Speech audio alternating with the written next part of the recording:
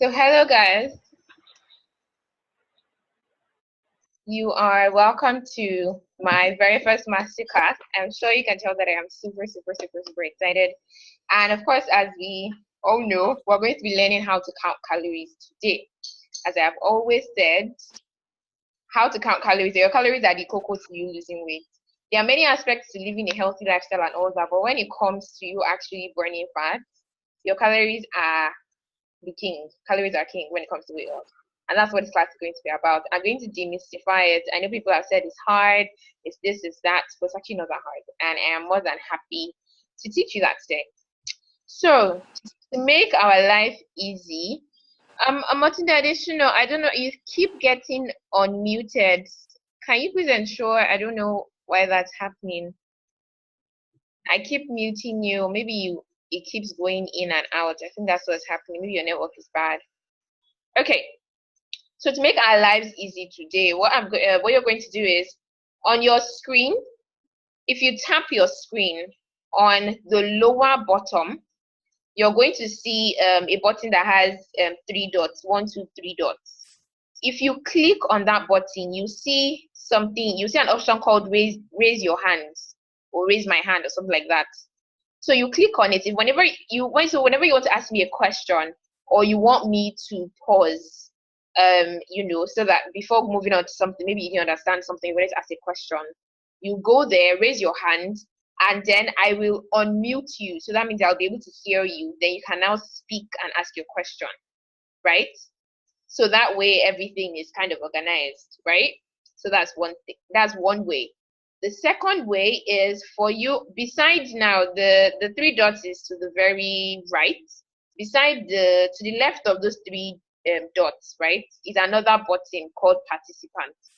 If you click on participants, you will see, you click on it, you see participants. When you click on it, you see chat. So when you see chat, you can click on it, then you'll be able to send a message that everybody can see, and I will also see it. And then you can ask your question there if you don't want to physically, if you don't want to speak, right? So that's just it. So those will be the 2 ways that you can ask me your questions, and you can, ask me to pause or something. As I said earlier, I can't, everybody cannot talk at the same time. If not, we won't hear ourselves. All right. So can we start? Who's ready to start? You guys just wave. Or send a chat and say yes. Yay, I see the hand.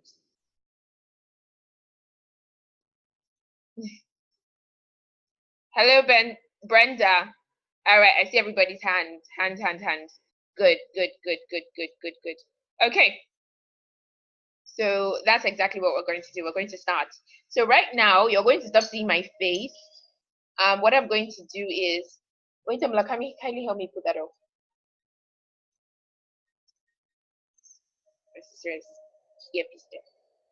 Okay.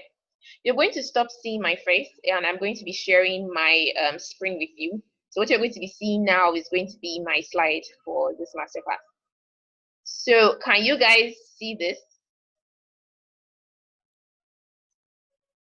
1 second.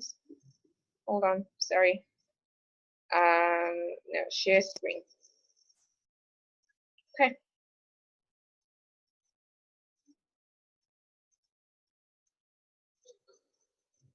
Can you guys see this? Can you see the slides? Just wave your hands. I think you should be able to see a slide right now.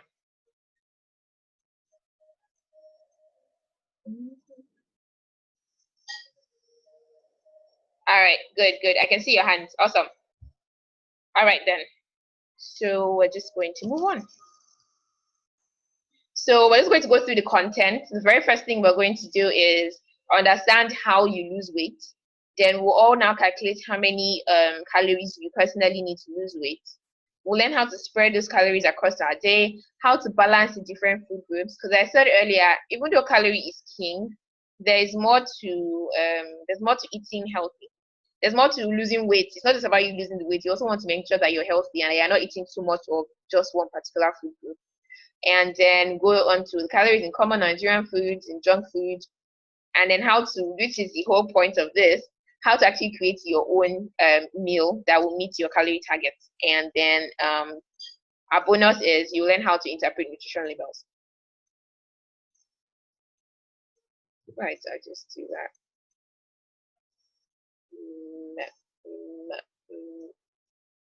One second. There we go. That's my mouse. Okay, so the science of weight loss.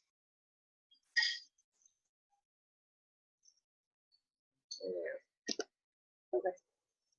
So now I said your body will only lose fat if it eats less amount of energy than it needs. Now, if I don't know, I'm sure some of us here already follow me on Instagram, and I've talked about this a lot. Now, the way your body loses fat, and the way that I like to explain it is that you can just try to imagine that you have the fat in your body is like your bank account. Your fat in your body is like money. The energy, the fat, the calories in your body is like money. But every day, they said, Omotunde must eat 2,500 naira food. Now, this 2,500 naira I'm talking about is actually calories. So that means, let's say you must eat 2,500 naira worth of food every day for you to stay the same weight that you are right now. Right? For you to stay the same. And so let's imagine that every day you buy 2,500 naira food. That's exactly how much you have, and you spend it and you buy food. Or let's say, your father gives you that money, 2,500 naira every day, and you use it to eat. Now, let us imagine that he decides that you've been a very good girl and that he's going to start giving you 3,000 naira. But remember that all you need is 2,500. So if you spend that 2,500 every day, what happens to the remaining 500? Let's say you decide to save it. Now remember, I said you fat in your body is like your bank account. So that extra 500, so every day Popsi keeps giving you 3,000, but all you need is 2,500. And once you spend that 2,500, the remaining 500, you keep storing it in your bank account. And what happens to your bank account? It grows. Which, remember, your bank account is your fat. Your fat grows and grows. The more you keep eating more than your body needs. Now let's imagine that you annoyed Popsi, and Popsi decided, I used to give you 2,500 before every day. I'm going to start giving you 2,000. Now remember that you need 2,500. You must eat 2,500. But Popsi is giving you only 2,000. Where are you going to get this remaining 500 naira from? Now you're going to be forced to start touching your own personal money. Before, Popsi used to give you this 2,500. But then you're going to have to start touching your own personal money. And now your personal money, which is your bank account, is your own fat.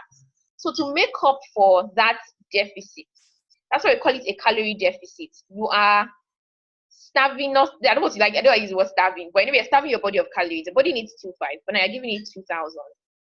And you're now forcing it to take that remaining 500 from your stores, which is your body fat, which according to the story I'm saying is like your own bank account. So if Popsi continually gives you 2,000 naira, that means every day you need to keep going to your bank account to take 500 naira. What will happen to your bank account eventually? After 1 week, after 2 weeks, your bank account will keep depreciating. And that is how your fat will keep burning. Now, imagine, I'm seeing hands up. Hold on. Who are the people raising their hands?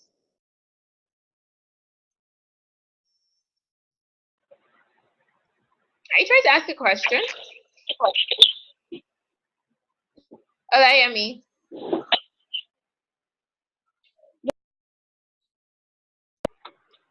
Olayemi, do you have a question? Okay. No, I don't. Okay. I'm lower the hand then. I still have. Okay. All right. So imagine if now I said Popsi was giving you 2,000 Abi. What if Popsi said, hold on, we have chats. I'm having issues. Sorry, hold on, everyone. This is MM. I'm having issues getting audio on my phone, and I don't see the chat option on my laptop. Okay, it should be there. It should be there. So hold on.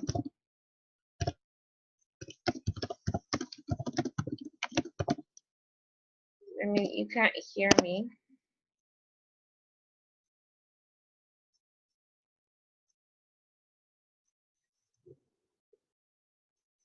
Oh no, I sent additional. I sent to the wrong person.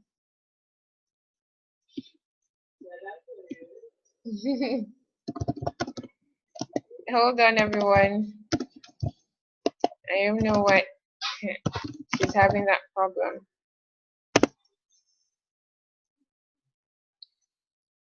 Oluwaseun, I can't hear you. Just joined. I'm not sure why you guys can't hear. Please, who can still hear me? Please just type yes if you can hear me. If you can't hear me, tap your screen to the lower and there's usually a bar that is on that. To the left, you should see something called like mic. It has the shape of a mic. So click on the mic. Click on the mic, and then you see use phone audio or something. There are two options. Something about phone audio, and then another thing about dial with phone. Don't choose the dial one. Use the first option, which is the use phone audio or something like that. Then you should be able to hear me.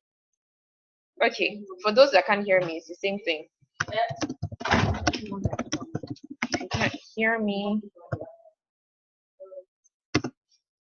click the mic button and click use phone audio. Your speaker is slightly turned off.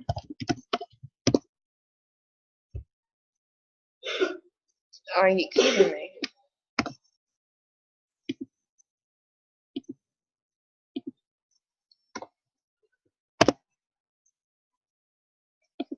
Okay.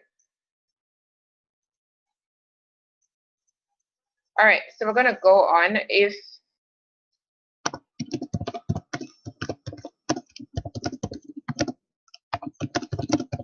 for those who say if it's breaking, it's most likely your network. I'm sorry. Okay, so as I was saying, so now let's say, as I said earlier, Popso was giving you 2,000, which is 500 naira less than what you need, right? Let's imagine that he's even really angry with you, and instead of the former 2,000, he's even 1,500 he's giving you. Remember, it's 2,500 you need. Now he's giving you 1,500. That's 1,000 naira short of what you need, which means now you need to start going to your bank account to get 1,000 naira. Now, since he was taking before, it was 500 naira short. Now it's 1,000 naira short. Before, when it was just 500 naira short and you're removing 500 naira, the rate at which your bank account will be reducing will not be like when it was now 1,000 naira short. I mean, if you remove 500 naira every day and now you have to remove 1,000 every day, if you remove 1,000 every day, your bank account will go down, which means your fat will go down more. So basically, the more energy you remove, that's the more energy, the more calories you deprive yourself of, the faster you lose weight. I think that just makes sense. All right, and that is how it happens. So I say you can achieve it in two ways. First, eating less calories, which is what I just explained, and then increasing your output, that is burning more energy. Another way for you to, for your quote unquote bank account to go down, is for you to spend it, right? Minus the one that is entering. Now the one that's entering was the one that was entering was less, and you had to make up. You're taking out of it. Another way for you to burn fat is for you to spend it, which is still exercise, like we all know. But now I said that you usually won't be able to burn enough calories to achieve a deficit. So never use the second strategy alone. Exercise alone, most of the time, will not be able to give you that amount of deficit that you need to lose weight. It's very, very difficult. It's a ridiculous amount of exercise that most people cannot do. So that's why they always say that you cannot win without eating healthy, or at least without counting your calories, without ensuring that you're eating the right amount of calories. Many people want to, normally when you think of weight loss, the first thing is go to the gym, or I need to start walking around my estate, or I need to start. The first thing we just think about exercise, because I think exercise is more obvious. You can see, you can see the physical effort actually happening, and you just feel like that has to be what you need to do. But then the more subtle thing, which is to actually eat healthy, it's not as obvious. It's not as physically exerting, but that is actually, it actually accounts for 80% of the results. Such that even if you don't exercise, if you can achieve a calorie deficit with your diet, you lose weight regardless of the lack of exercising. So, which is why I say that eating less calories is a must. All right. So now this is what I explained earlier, right? That let's assume the money you account for. This is Mr. Ben. Every day he needs 2,000 naira. What happens? And he gets that 2,000 naira every day. His bank accounts remain the same. Mr. Ben remains the same. Okay.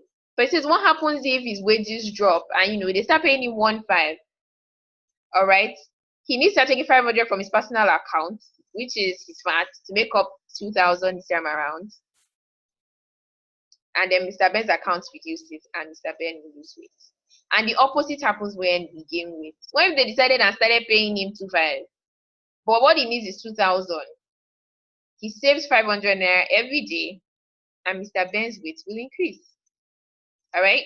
So now let's get to the mathematics. I know I asked everybody to get their weight and the height in centimeters ready. So I hope that it is. So this is where you want to bring out your paper and your biro.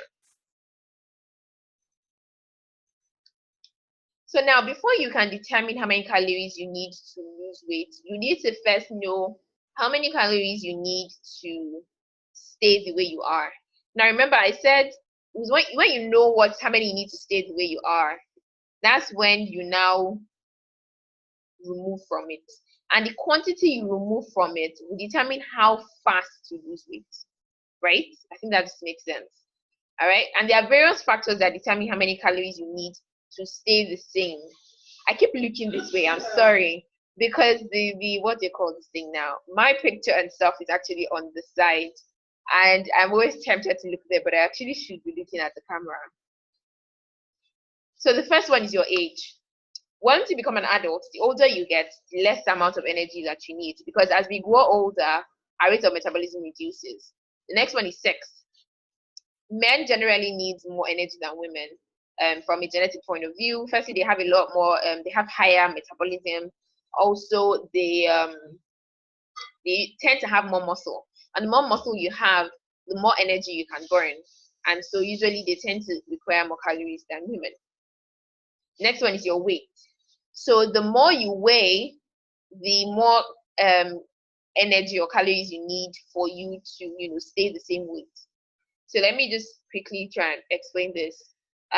For me to stay the same right now, I need 1,600 calories. I've done my own calculations, right? For someone who is bigger than me, maybe that person might need 2,500 calories to stay the same. Even though we're the same age, we're the same height, everything is the same. But because that person weighs more than me, that person will require more energy to actually keep that weight. If the person, me now, I need 1.6 to stay the same. But if that person starts eating my own 1.6, that person will start losing weight because that person is much bigger than me. But me, if I eat that same 1.6, I'm just going to stay like this. All right. So that's why I really say that the number, it varies. Okay, because we all have different weights. And all of us, we have different ages. We have different everything, right? Next one is your height. So the height is similar to weight. The taller you are, the more energy you need. All right. And then the last thing is the level of physical activity. And I think this one just makes sense.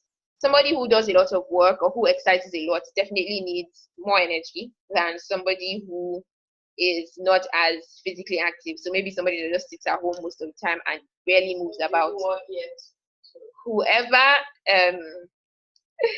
Whoever moves less will need less energy than somebody who is more active. I think that's simple. Okay. 1 second. Where is this here? Okay. So now, so let's now calculate how many calories you need to eat per day, right? And this is So now the formula, hold on.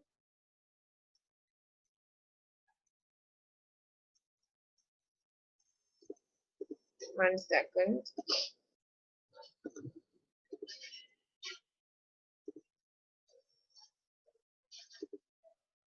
Okay.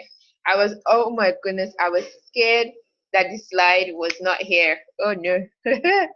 Okay. So now calculate how many calories you need to eat per day is a two-step process. Now we've not necessarily calculated how many calories you need to lose weight to. What we're calculating now is how many calories you need to stay the same way you are. Let's say you're 80 kg. You first need to calculate how many calories you need to stay at 80 kg. Then after that, we'll now be able to determine how many calories you need to now finally start losing weight. So these are the different formulas. So you can write this down. I want you to write this down. Now you can see that there are two formulas. There's a formula for women and there's one for men. So copy the one that correlates with you. All right. So that's the first thing. So I'll just give us 30 seconds to do that.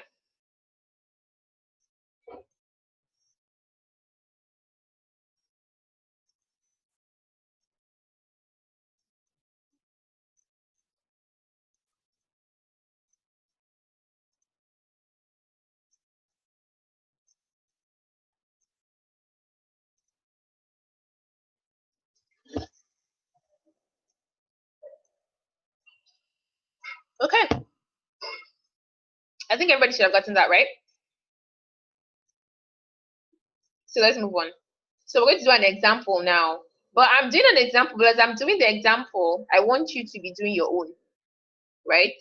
So now this so now Mr. Ben is a man, right? So this is Mr. Ben's formula, right? So 10 in bracket times, I don't know what your weight is, but enter your weight, whatever it is. So for him is 100, close the bracket, plus 6.25 times whatever your height is in centimeters. Please, I need to be sure that you know your height in centimeters.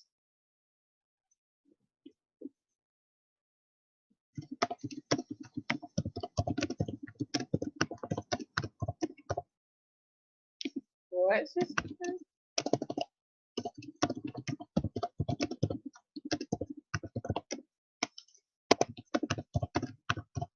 Okay. So I just sent a chat. I just want to make sure. So please answer yes. I hope we all have it. If your height is not in cm, you will get your answer will not make sense. It's going to be rubbish. So it's very, very important that you got it right. That it's in cm. I know people, many of us usually know our height in weight, in feet, in feet and inches. 5'5", 5'3". But when it comes to cm, it's always a problem. All right. Okay. So close the bracket. Minus 5 times your age, so you're 21 years old, 30 years old, 40 years old, put that in there.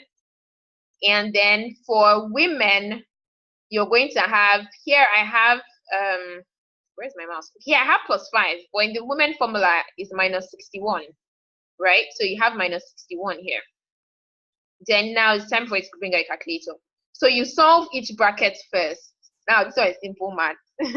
Solve the things in the bracket first. So first multiply your weight times 10 and get a value, plus multiply your height by 6.25.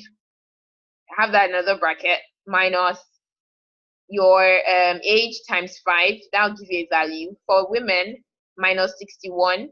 For men, plus 5. And then you're going to get a value.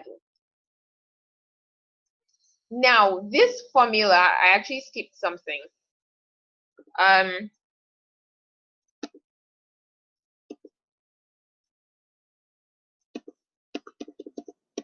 Okay, I'm trying to go back.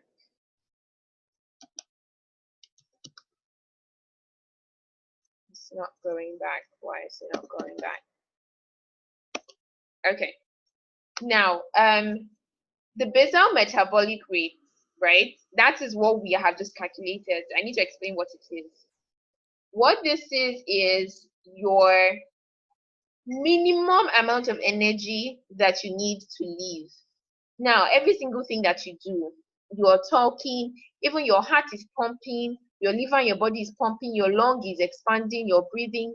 Everything requires energy, which is calories. Calories is a unit of energy. That's what calories are. You know, when you can measure height in same way you can measure height in centimeter, you can measure it in feet, you can measure it in millimeter. For energy, what we have is no minus 161. I've been saying 61, Abby. Sorry. Thank you for noting that.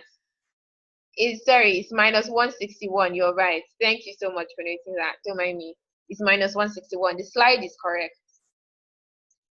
Thank you.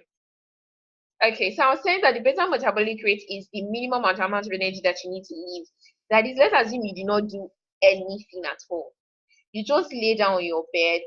You didn't walk anywhere. You didn't have your bath. You're just there for the whole day. The minimum amount of energy that your body needs to continue functioning, to make your heart keep pumping, to your liver, all your organs, to help you breathe. That is this energy that we're calculating now. They call it basal, is like minimum. So that's what we're calculating right now. So how many of us have gotten our numbers? So type your answer.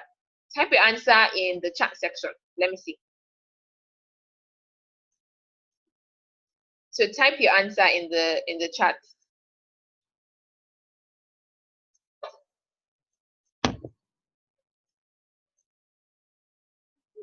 Okay.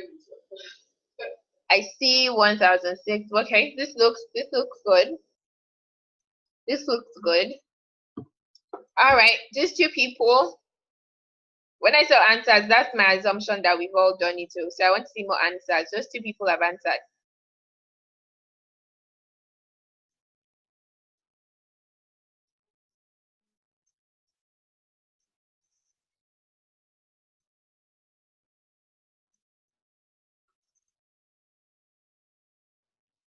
Okay, guys.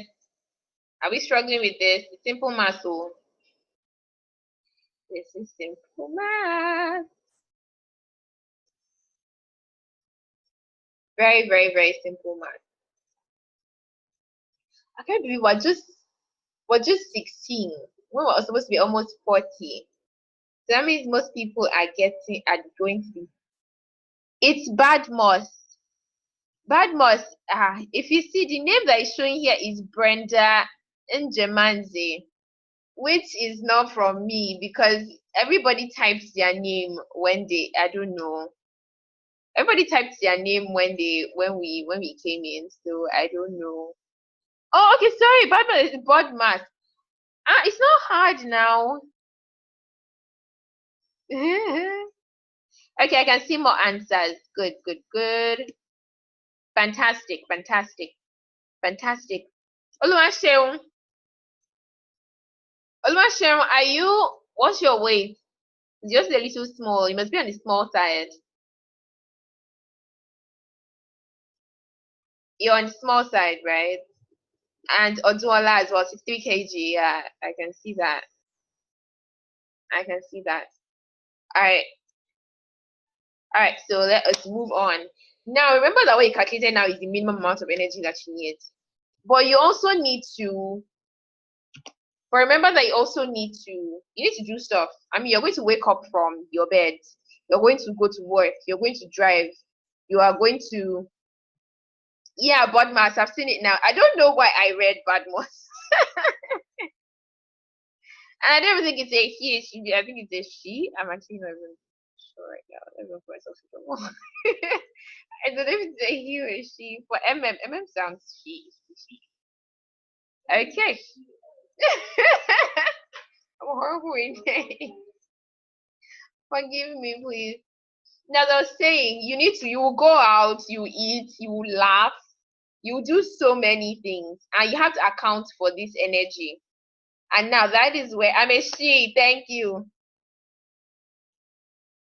Nice small pass for class.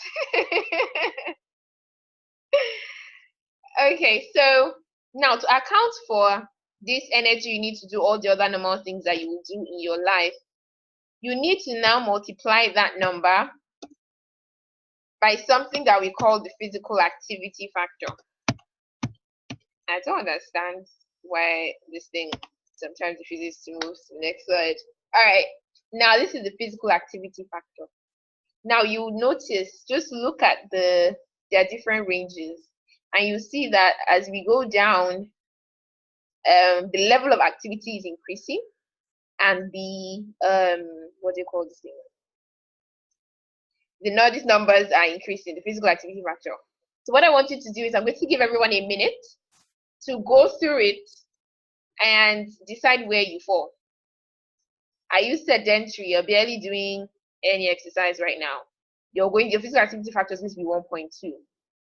So it says mildly active. You do intense activity for at least 20 minutes, 1 to 3 times per week. Or this can be either 20 minutes of intense activity, 20 minutes 1 to 3 times per week. But if it's moderate activity you're doing, then that will be, I think it's, where is my arrow? Okay. If it's moderate activity, then that's going to be about 30 minutes, 3 to 4 times, 3 to 5 times a week. So people in this house need to stop me. 3 to 5 times a week. So now, intense activity are these examples, but moderate will be you might not be walking as fast, like maybe taking a walk. Okay, I like this as well. So it says if you don't exercise regularly, but maintain a busy life that requires you to work frequently for long periods, then you would fall into this level. There are some of us that are waka waka. Well, you might not get to do so much activity, but you're able to meet this. Another way you can check, I know many of us now usually use pedometers. That's those things that count steps. It's on our phone. Some of us have it as wristwatches. If you're able to meet at least 10,000 steps a day, then you definitely fall here. Okay, so just go through. So have we all decided where we kind of fall? So in chat section, just let me know. Say yes. No, just don't say yes. Right, type your physical activity factor. So type what you've chosen for yourself.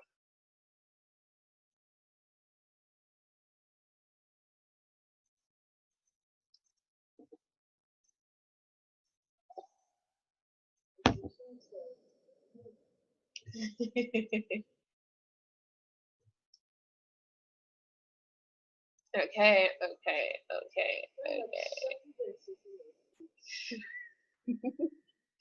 Okay, 1.2. 1.55 Motunde, that is serious. You must be doing some serious work. Well done. Olayemi, it's 1.375, not 1.35. But yeah, I can see many of us at 1.2, which is fine. Well, we're going to just get there and try to increase how much work we're doing, how much movement we're doing. I do 30 minutes. Okay, do 30 minutes cardio and a 5-kilometer walk 5 days in a week. Where can that fall into? All right, hold on. So wait, the cardio that you do, Brenda, is it at what pace? What kind of cardio can be anything? It can be jump rope, it can be skipping rope.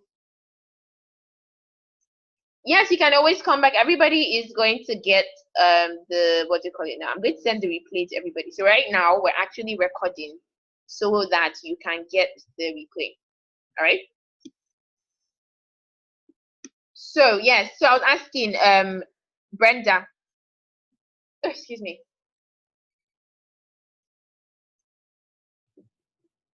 How much activity are you doing? When you say you do cardio, what particular cardio do you do? Like you're skipping, are you running, are you jogging, or are you just taking your skipping, spin, plank, sit up? Okay, planks and sit up are not cardio actually, but skipping is cardio. If you're skipping, you skip for an entire 30 minutes. Okay, but then you do a 5-kilometer walk. You can put 5 times. Let me open that again. I think you said 5 times. Chat. Let me scroll up. 5 days in a week. All right then. Yeah, if you do that, then you can definitely put yourself in moderate. put yourself in moderate.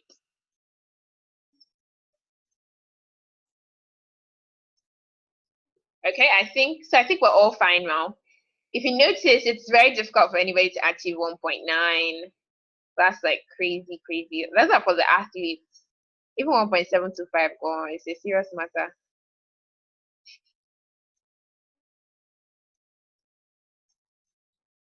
All these are moderate. It's moderate to very active. See the qualification for very active now. Okay, now that you have your number, what we're going to do now is the number that you got before. Now, this is how we're going to get the number of calories you need to stay the same. Remember, we're not necessarily losing weight, so we're still staying the same. All right. So now get that number you got before, your BMR, your 1,000 and something number that you got before, and multiply it by this physical activity factor that you have chosen for yourself. And let me see your answers in the chat section. Let me see.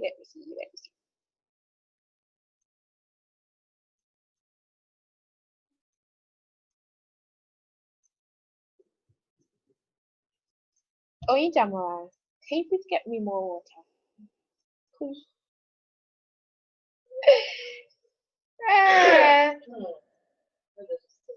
After I bought fish for you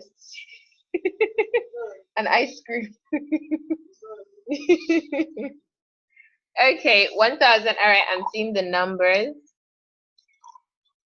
Okay, well done.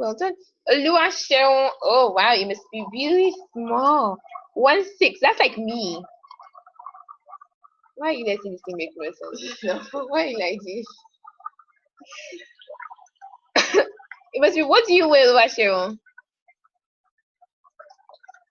Okay, I think another issue is the fact that you, what's the word? Your physical activity is low as well. That's another reason why it's like, Oh. Can you guys still see the screen? I think I was looking for something.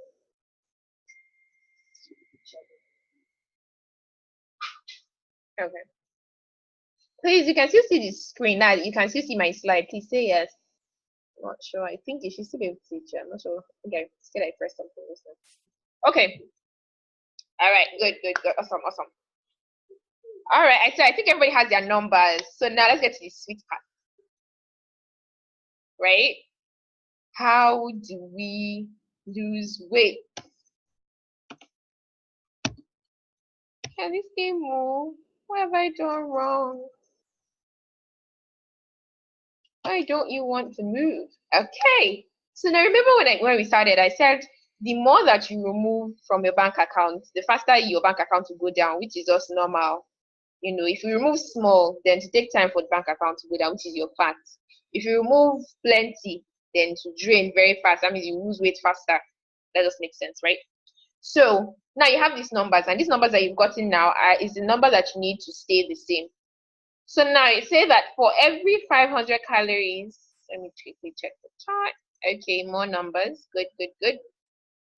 So now it says that for every 500 calories that you remove from that number, your daily allowance that we got before, you lose 0.5 kg of fat per week. Now you notice that I put fat in bold. I put this in bold because many times, even if you actually just remove 500 calories, you will likely lose more than 0.5 because you're not going to only lose fat. You're also going to lose water weight. You're going to lose some tissue weight. So most of the time is going to be more. But the fat out of everything you're losing is that 0.5. But most times you definitely lose more than 0.5. Now that's if you remove 500. Let's say you decide to remove 1,000 calories instead. If you remove 1,000 calories every day, you'll be losing 1 kg of fat per week. Now, as I said earlier, most likely it's going to be more than 1 kg because you're going to be using some other things as well, minus fat. But we're sure of the amount of fat that you'll be using, right? Now, I said you most likely will lose more because you're using a combination of fat and body water, as I said earlier. And then also another way for you to increase that number that you are losing is to increase your physical activity. Remember, we said in the beginning that there are 2 ways for you to lose weight. You decrease your calorie intake, and then you can decide to burn more calories, which is by exercising. So remember that when you did your calculation, let's say you were sedentary, you're 1.2, and then okay, let me say for somebody who is like, let's say 2,000 calories now. Let me go to the next slide. Why don't we always want to move? When I was doing mock of this thing, oh, it was working. Now that we're doing the live thing, see, my enemies. Come on. Next slide. Now, wow. Yeah. It's a serious something.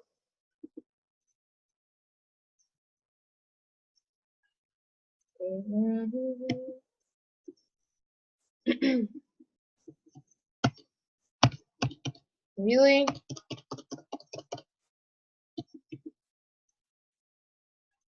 It's kind of like it's. Is he hanging? Ha! Finally. Okay. So now let's use Mr. Ben as an example. Now, whenever I calculated Mr. Ben's zone, now whatever number you get, approximate it. Okay, you get something 1,000, maybe 2,178.37. Please approximate it. Approximate it to the nearest 100. So if, for example, you got 2,178, you approximate it to 2,200.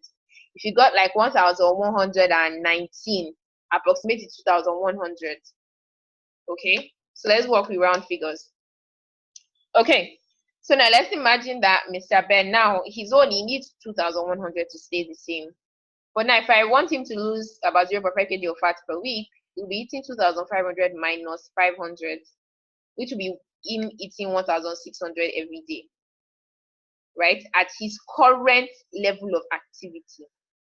Now, if Mr. Ben decides that, you know what, I'm going to only remove this 500 calories, I'm going to be eating 1,600 calories, but I still want to burn more fat than this 0.5, what can he do? He can, instead of staying sedentary. Now, remember, if he eats 1,600 and stays sedentary, he will lose this 0.5 kg of fat per week, which, as I said earlier, will most likely be a little more than that because you're losing other things. But if he really wants to increase that number, what he can do is to increase his level of physical activity, right? Now, let's say he decides that he wants to do more. That okay, I have hands up. I have hands up.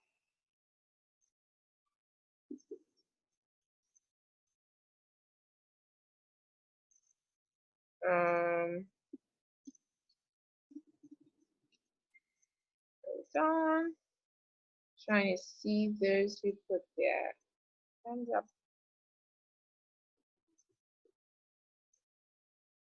Olubasho, did you ask a question? Olubasho, are you trying to ask a question? No. No. Okay. Let me lower the hand. Is there anything? Okay. If anybody has a question, please send it chat instead. I think this raise your hand thing is confusing me. Okay. So if he says, okay, you know what, I want to lose more, he can decide to let's go bigger, right? Let me remove 1,000 calories instead. Now, if he removes 1,000 calories, he's going to be eating 1,100 calories. But you're recommended to eat a minimum of 1,200 per day. So even though, according to your calculation, it is 1,100, you're going to stick to 1,200. So the beauty of this now is that you can decide how fast you want to go. That means that for some people,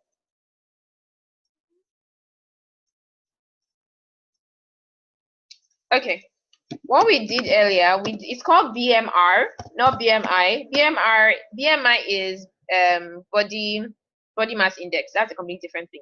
What we calculated now then was basal metabolic rate. Okay, don't worry. Why am I even typing? You can hear me. What we calculated first was your basal metabolic rate. Then what we calculated after that was that we now chose our physical activity factor. Then we now calculated our daily allowance. That means the amount of calories that we needed to eat per day to stay the way we are. Then now, what we're now trying to calculate is how many calories that you need to lose weight. Remember in the beginning, I said that you need to first calculate how many calories you need to stay at, let's say you're 80 kg now.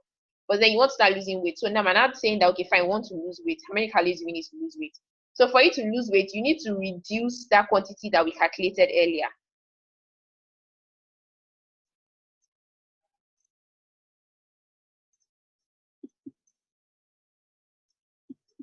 Oh, okay. Sorry, dear. All right. So recommended minimum is 1,200. So I was saying that you decide how fast you want to go. So for some people, it's like, you know what, I don't want to do maybe the portions, or you want to take your time. Maybe you say, let me just start with removing 500 calories, right? And then let's say for some of us who, let me go through our chart, for example. Let me use somebody. Okay, let me say Olayemi, Mrs. Olayemi. It's for you to stay the same now. I'm going to approximate this to 2,400, right? So at 2,400, you will stay the same weight. Now you can decide to remove just 500, which will give you 1,900, and decide that, okay, no, for that, let me do that 1,900 for the first 2 weeks. Let me get used to it. Then maybe by the third week, and decide, let me remove another 500. If you remove another 500, that'll be, now you'll be down to 1,400, right? That means now in total, you removed 1,000 calories. Maybe like, you know what, because obviously as the calories go down, the portions will definitely get smaller, right? Which we will still get to. So all you're trying to do is, okay. We missed quite a bit. Your connection is terrible. I'm so sorry. But I'm happy, thankfully, we have we're going to get the replay to everybody. So you can always go back to this and watch it as many times as you need to. Okay? So you can decide, and if you decide, you know what, I am ready to smash this weight, I am ready to kill it, you can just go straight on and start at the minimum, which is 1, 2, if you feel that you can handle it. And it's not that bad. We will go into how to actually create, you know, that calorie target. So it's your decision, all right, on how fast you want to go. So right now, I want everybody to set a target for themselves. Decide. I already said that the minimum is 1, 2. But then again, it might be a little difficult for you to decide how low you want to go. Maybe because right now, I'm sure you guys don't really know what 1,200 calorie diet looks like. So maybe some of us are like, nah, you don't know if yes, if you can do it or not. It's going to be too small for you. But it's actually not that bad. In fact, it's not bad. Let me know, it's not that bad. Not that bad means it's too bad. But so let's just go on. But please say yes if you understand this gist that I've just said. That the number we calculated first earlier, when we multiplied our BMR by our physical activity factor, is the amount of calories you need to stay the way that you are right now. And that for you to lose weight, you need to remove out of it. And ideally, the minimum you should remove out of it should be at least 500. It's small, 500, and you can remove higher. But then I said that no matter how high you go, ensure that the minimum you end up consuming is 1,200. So for okay, I have questions. Okay, yes, that's very, very good. So for Mr. Olayemi, for example, your daily target is 2,400. It means you can remove 1,200 and start at 1, 2, and that's the farthest you can go. Okay, and you can decide to go a little slow, as I said, and remove 500 and start at 1,900 calories. So now, of course, question now is, these are numbers, right? We need to turn it into food. We're not going to eat numbers. We're going to eat food, right? So that is going to be the next thing. But now we need to spread it across the day. Now, I need you to note that it does not matter how and when you eat this food. See, you can eat all of that 1,200 calories once in the day. So long as you don't eat any other thing, no. Now we're going to work with 1,400. Your own might not be 1,200, as I said.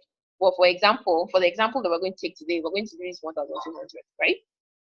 So you can decide to eat it anyhow during the day. You know, whatever distribution. You can decide to eat 9 times a day. You can decide to eat 4 times. You can decide to eat 2 times.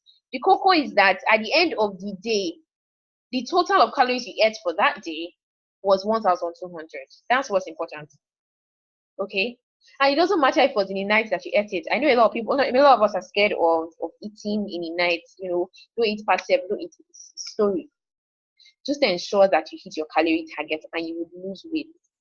The only thing about you eating late and eating and sleeping is more of a digestive issue. You know, you don't want to eat immediately and then go to bed. You know, you want to eat and you want to eat, try to eat at least 2 hours, at least 2 hours, better still 3 hours before bed. And the only reason why we're telling you to do that is so that you don't have a reflux and you don't develop a heartburn and so on and so forth. But it's not because because you're not doing anything, the food now stores as fat. Is a lie. Okay, there are a lot of myths, but that is not true. When it comes to you losing weight, so long as you hit your calorie target per day, you are going to lose weight. It's that simple. No, not because you ate and then you went to sleep, or you did not now do exercise, you don't move about a lot, you think will store as fat. It's not true. Okay? Remember, your body needs this energy to do so many things. So long as you're even eating less, there's no way there's no way your body can be storing fat when you're not even giving it enough calories. Your body stores fat when you eat too many calories. That is, it has taken what it needs. There is now extra.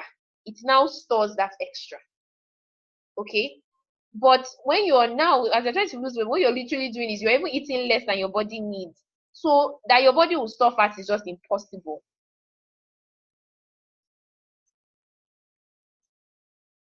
Yes, you will. This seems like a lot of work now, but once you do this calculation, you've done it. That's all. Once you're done with these calculations, you're not going to be, which is why I said you guys should do it with me. You're not going to be coming back to do this anymore. But yes, we're going to be coming to calories in common foods. So now I just did different examples of how you might spread the 1,200. So let's say you eat 3 times a day. So you decided to do breakfast 400 calories, 450, dinner 350. But in every case, the total is 1,200, right? And maybe this you decided to include a snack. Now I've broken it down like this. But as I said earlier, it can be broken down anyhow. You might have had breakfast in the morning, then it was time for lunch, and all that was available, you're stuck in traffic, something happened, all you could buy was gala. Just add that gala and know that, okay, this morning, my breakfast was about 350, and I'm targeting 1-2 for the day, right? So it can be on your phone. I just have, okay, I've eaten gala. This gala I've eaten is 200 calories. Add it, that's 200 already, right? You plantain chips that is salt, but you drank Coke, add it. Just keep adding it. But then what it helps you see is that by the time you've not eaten like 1,000 calories, and it's just afternoon, that means you have 200 calories left. So at least you know that, okay, you need to be careful. If you are going to eat a substantial dinner, you need to be careful and not overdo it during the day. And if you overdo it, maybe you want to give up the dinner, or you just eat a small breakfast and go to bed and drink plenty water. That's your problem. But the cocoa is that you've met your target, and that you lose that weight definitely. This is my slide thing has come again.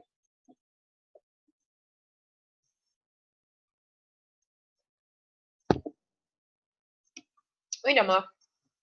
It's time to turn this fan small. It's not reaching me very well. I'm not lying now.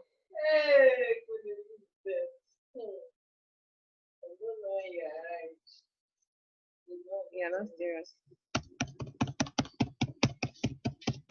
Oh no. Come on. Wasting my time.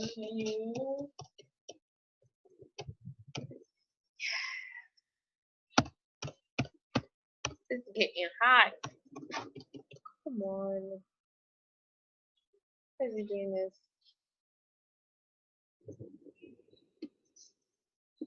Okay. I think I'm going to stop share. And then I'm going to share again. Because I don't know why it is doing that. 1 second. Okay.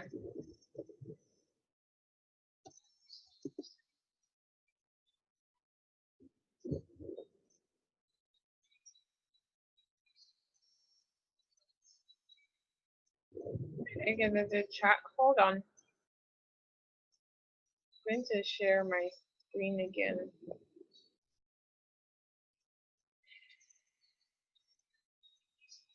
Okay, can we see my screen? Should be able to see it. Okay.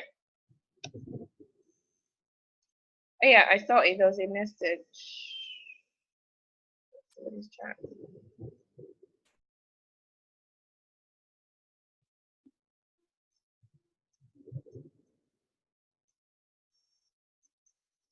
Yeah, so I don't know. It's like my PowerPoint. I don't know which one is wrong. Or maybe everything is just not correlated together. Anyways, so I talked about creating a balance. Now, fine, you want to lose weight, and the truth is, if you hit your calorie target, you will lose weight.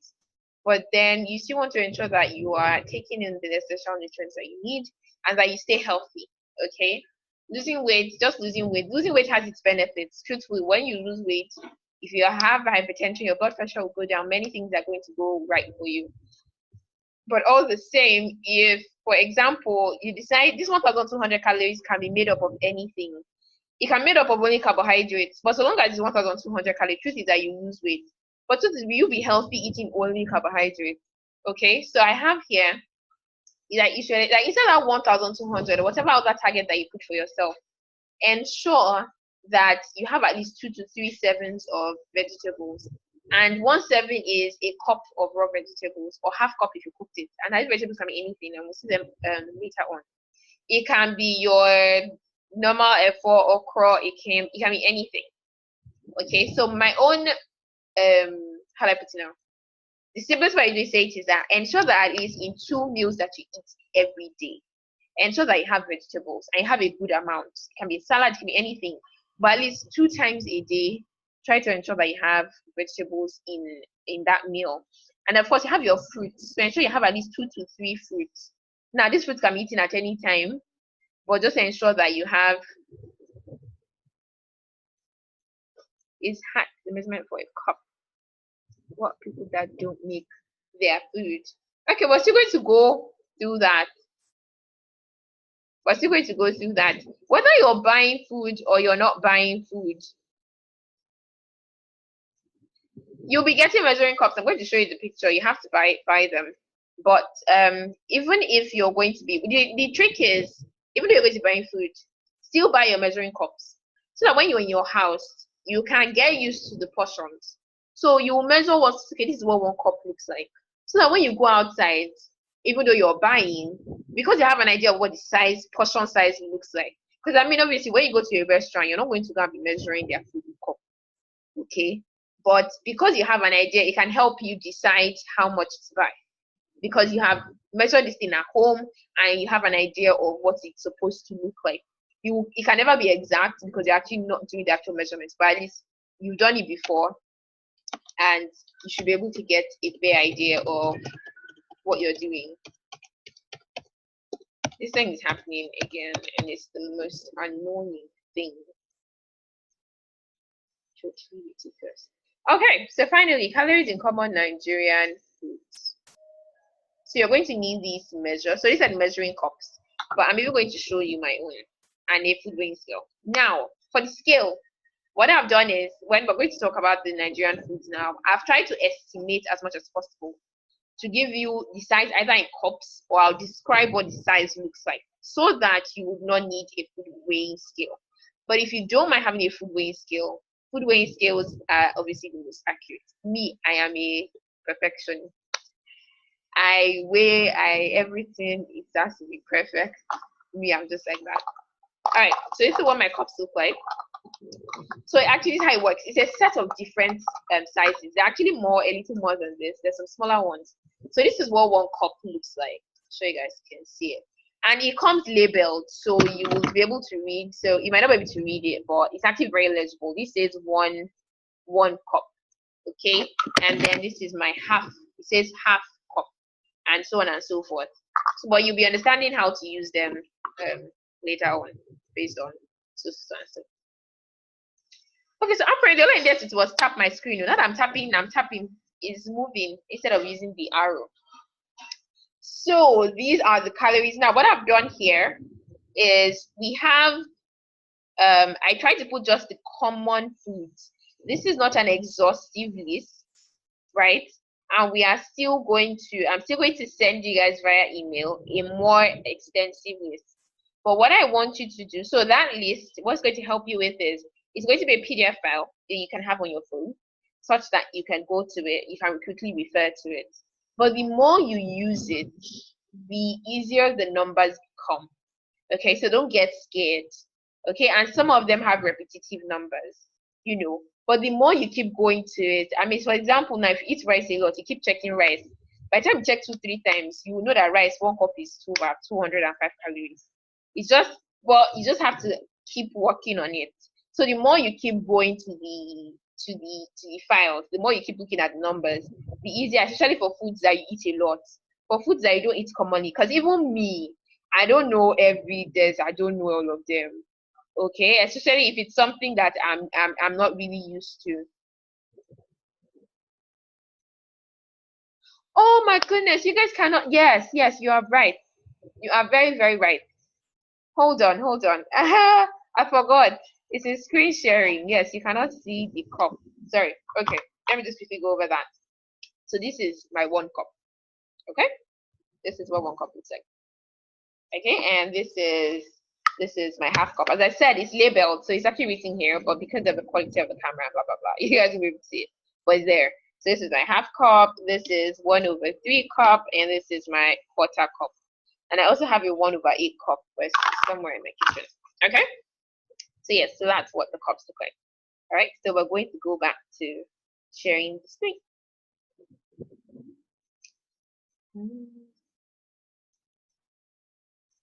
Okay.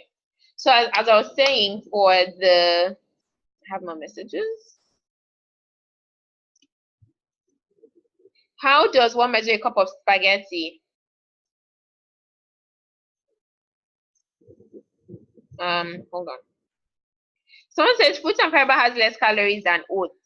Is that true? Come, please let me see. No, no, no. See, you need to be careful. All right, you guys. If you look here, please read very carefully. See now, for everything, this is rice is cooked. So when I say 1 cup, is after you've cooked the rice that you now measure 1 cup. Your pasta, after you've cooked it, you pour it inside the cup. I used to pour it. You took it inside the cup.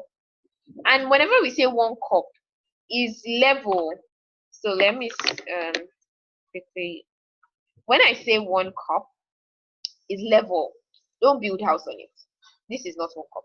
This is 1 cup. Okay. Whatever measurement, if it's half cup now, you carry your half cup. Okay. This is half cup, not house. Okay. Don't build roof on it. All right. Let's go back to sharing this one.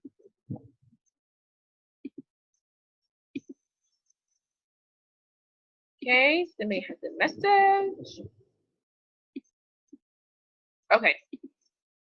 So, no, now somebody said that oats has, no, it doesn't. Because, see, the oats is raw. Now, you need to read which one is raw, which one is, are you measuring cooked? It's very, very important that you don't mix it up. Now, this oats that I said that is half cup is the raw powder. So after you've measured the raw powder from your cabinet, you will now cook that half cup. Then when you cook it, it's going to become much more than half cup. Okay, so don't directly compare fruit and fiber and raw oats, because fruit and fiber, you're eating it like that, straight from the carton. But the oats, you're still going to cook it, and when you cook it, it's going to, you almost like, I kind of like triple, double the size at least, more like triple the size. Well, depending on how watery or how thick you want it. Now, the reason why we usually prefer measuring raw is because if I say you should measure when you've cooked it, your own might be thicker than my own. My own might be me. I might like my own to just be more watery. Maybe that's just what I like. Okay, depending. Let me stop share our messages.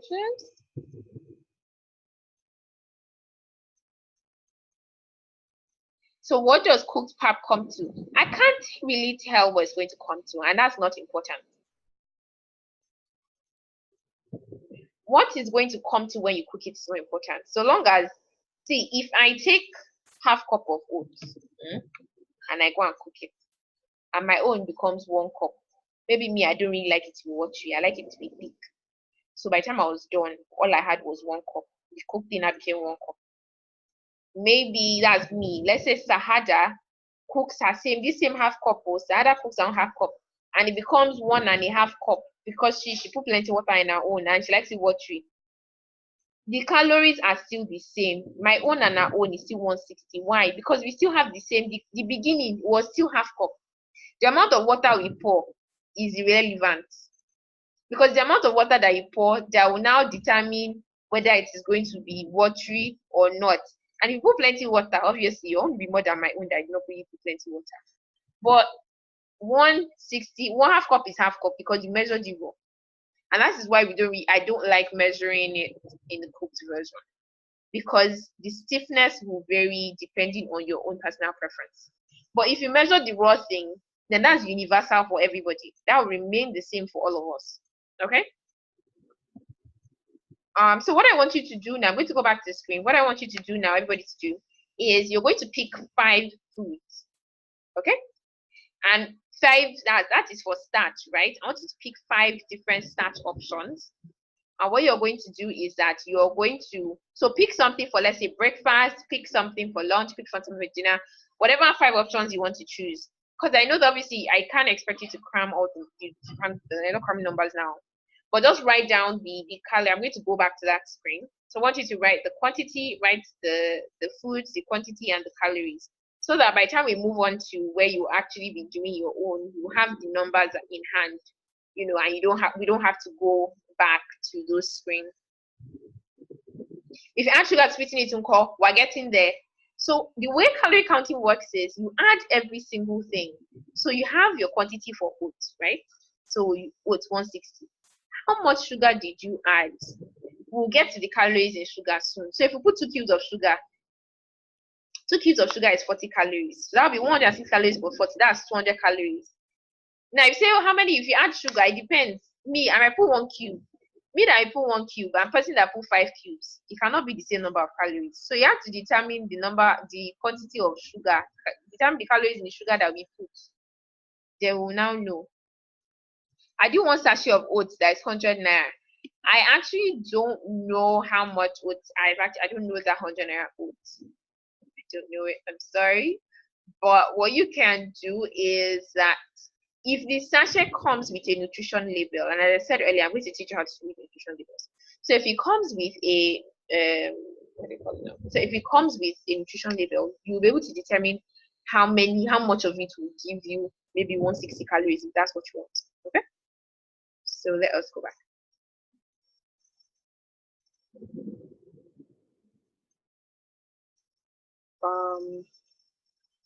Is this so just screen?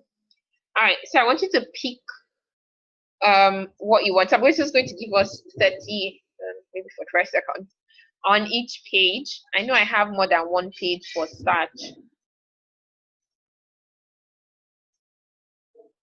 Yes, please. Kilocalories and calories are the same thing.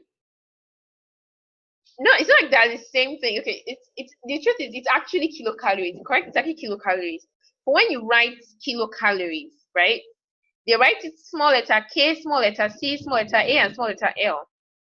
But then instead of writing kilocalories, you can also write calories. But then, but they're not calories. You actually mean kilocalories. But this time around, your number C, the letter C will be capital. Okay, but don't bother your head about it. Kilocalories, calories, same thing. Somebody has unmuted themselves. Okay. All right, so I'm going to move on. Your question.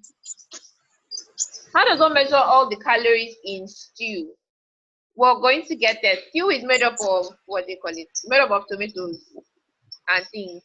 For stew, the major thing is going to be the amount of oil that you use. That's the truth. The tomatoes and things are of less consequence. The cocoa is your oil. Participant, somebody has unmuted themselves. Okay. All right, so I'm moving on to the next slide. Okay, so I have some more options here. So I'm just going to leave this on for 30 seconds. So if some of us are not done picking our 5 foods, you can pick some more from this. Now, as I said, this is not exhaustive. There's still a lot more, but we wouldn't be covering every single one on the slides. No. Actually, the way you've written it, but no, let the letter C in your kilocalorie be small letter. The way you've written it is actually correct. But when you see it on product, what they mean, kilocalorie means calorie. Just don't bother your head about it. Don't bother your head about it. Okay? Okay, so we're moving on. Protein. Yes. So as you can see, so one egg is 75 calories. Egg white is 20. Now, egg white is, you know how egg is now. You have the yolk, then you have the white part. So the white part is called egg white. And you can see the very big difference in calories. And that difference in calories is the yolk. So the yolk actually accounts for 55 calories in the egg. So most of the calories are coming from the egg. So one of the ways for you to reduce your calories when it comes to egg is to actually remove, the yolk. Many times when I cook 2 eggs, I usually remove 1 yolk. Because if I do 2 whole eggs, that will be 150 calories. But if I remove 1 yolk, that will be 95. Does that make any sense? Because that will be 75 plus 20. That will be 1 whole egg and 1 egg white, right? And that will be 95. But it's not like you cannot do 2 eggs, though. No, it's not. It's not. But it's just that with the normal corn, see the normal corn is still on the cob. So, but if you peel it from the cob, you can still measure with the cup for sweet corn, and yeah, it's the same number of calories. But in your in the list I said I will send, you're going to see the size for like the corn if it's still on like on the cob, the whole thing. Yeah, so you see a calorie estimate for that. So that's for that. So then I said for your fish, for your white fish, so croaker, tilapia, catfish.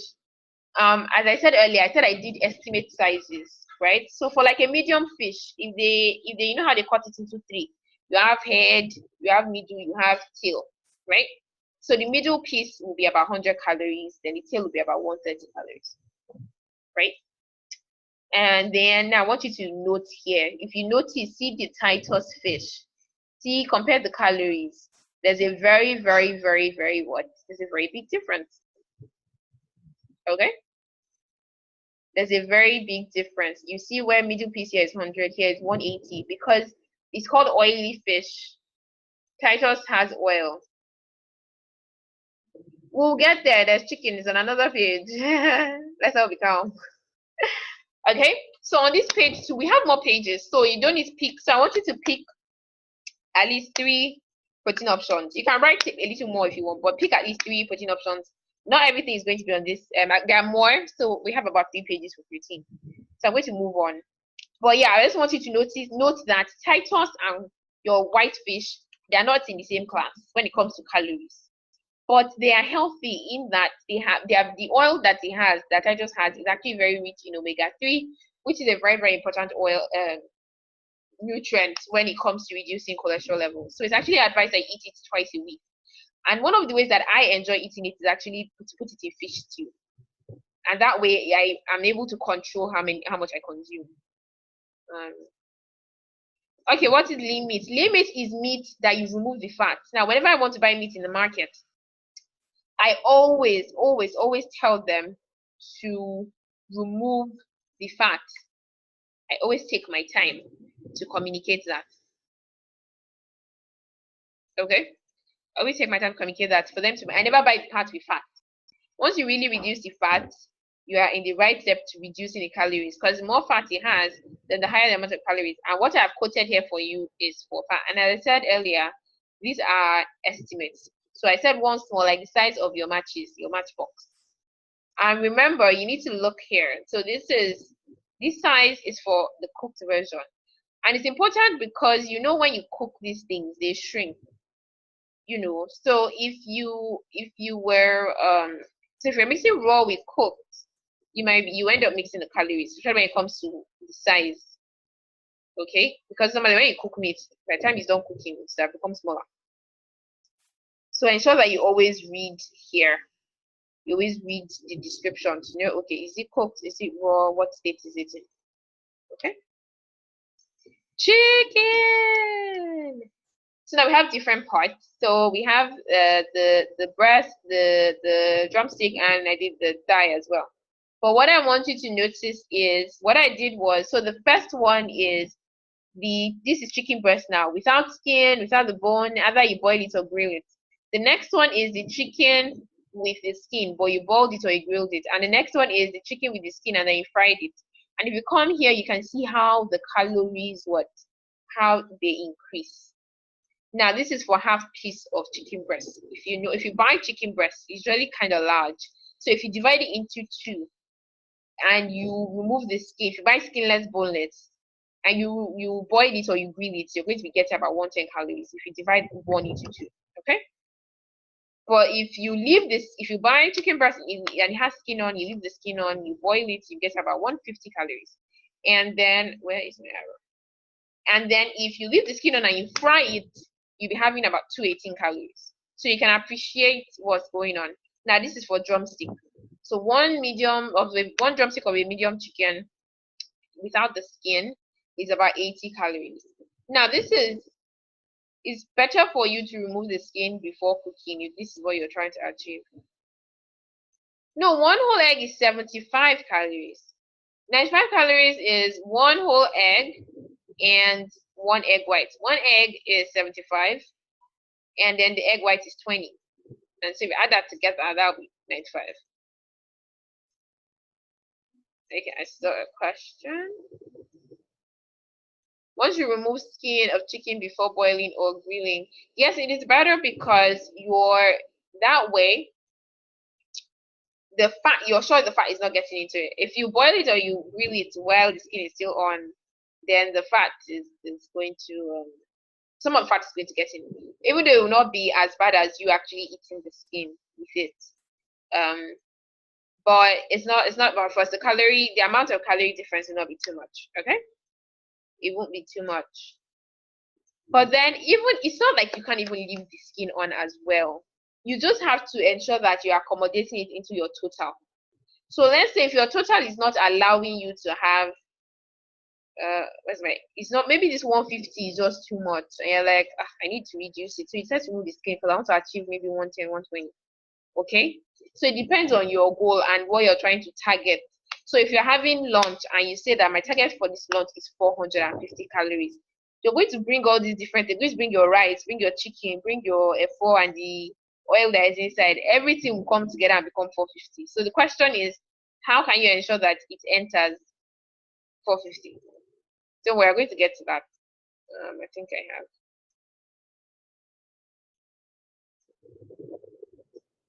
What if you stir fry the chicken with a tablespoon of olive oil?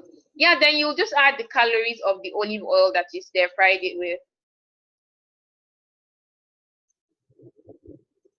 What looks like a lot of work?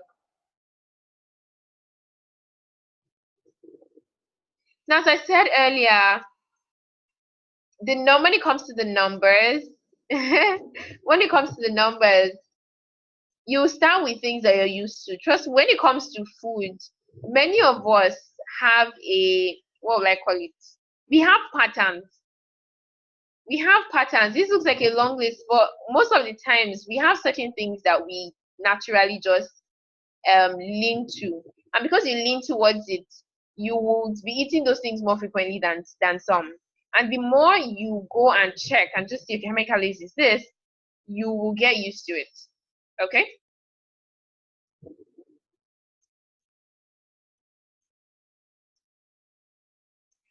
No, it doesn't, because drumstick is actually really small compared to like half, like this quantity now. Drumstick is actually really small. There's not a lot of meat on drumstick if you think about it. You just have that meat around the bone, and then once you put it in your mouth, most of the times it's not that much. No, chicken skin is not a particular number of, you can't really tell. It varies for different parts of the chicken. It varies for different parts of the chicken. Okay. So for drumstick now, you can see it's for the skinless, you have 80. If the skin on, 105. If the skin is on and you fry, it's 130. And then we have for thigh, and you can see how the calories count. So that just helps you appreciate why some of the reasons why you might hear people say remove the skin, don't fry, don't do this, don't do that. It's because the calories climb. Okay? So I'm going to move on. And then we just have a little more here. So shrimps, now shrimp prawn, this is raw. So my half cup, like the cups I showed you earlier, if you fill it up to the brim, you'll be getting about 100 calories, right? And chicken frank, one is about 75, and so on and so forth. So for your sardine, about half a can of sardine is 95 calories. For sardine, for tuna.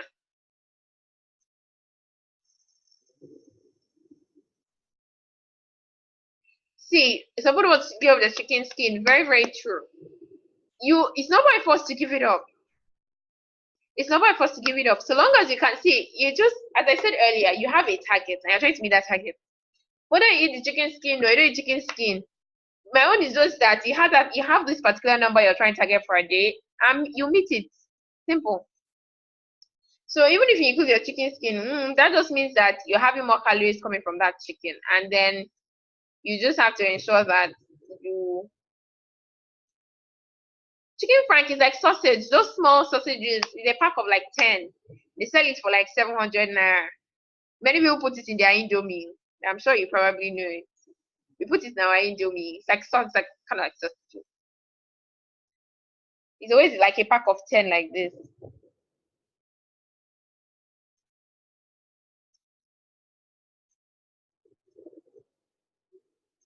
Yes, one medium gizzard.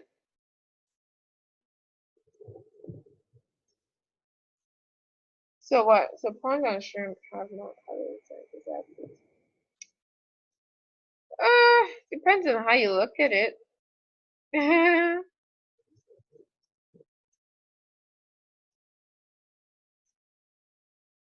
Depends on how you look at it.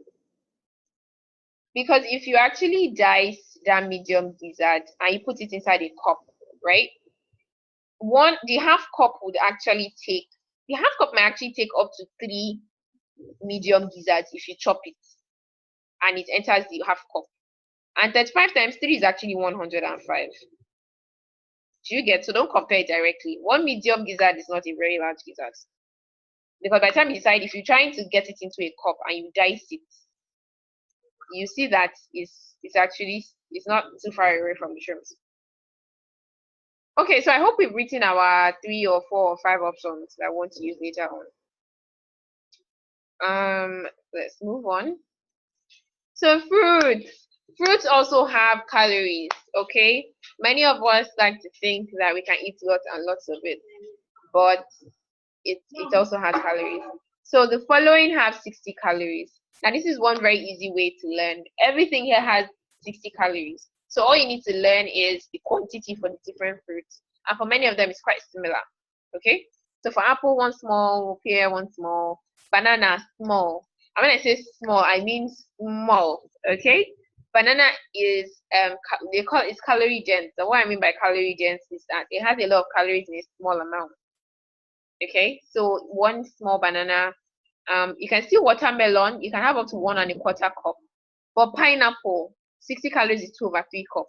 So you can see that pineapple has more calories in it than watermelon. Okay, you can see that you can have more of watermelon at 60 calories than pineapple. Okay, so grapes is also calorie dense because at 60 calories is just half cup. So compare grapes to watermelon, for example. Half cup of grapes is 60, but 1.25 cup of watermelon is still also 60 calories. So for agbalumo, about 2 small ones. So if you're measuring with a cup, the reason why we usually have to measure with a cup is because for watermelon now is big. There's no thing to really use to measure it. Unlike something like apple that is already small, and then you can say, okay, one of it. But you can't say one watermelon. It's very big, and then they even come in different sizes anyway. But an estimate that you can use and you should write down is for watermelon, 1.25 cup I've noticed usually kind of similar to the 50 naira one. 20 in a day.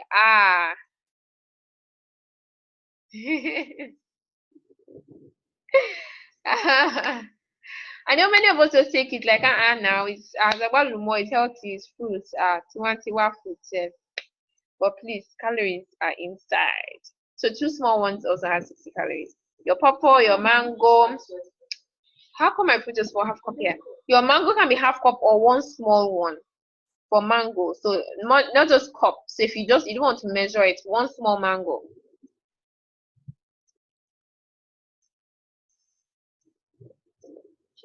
Yeah, so if you eat 20, you would have met your daily meal too. Is it one? Is what one piece? I can't see your name. Oh, what I have here is Infinix S2. You didn't type your name when you came in, so I don't know. I don't want to be calling you Infinix.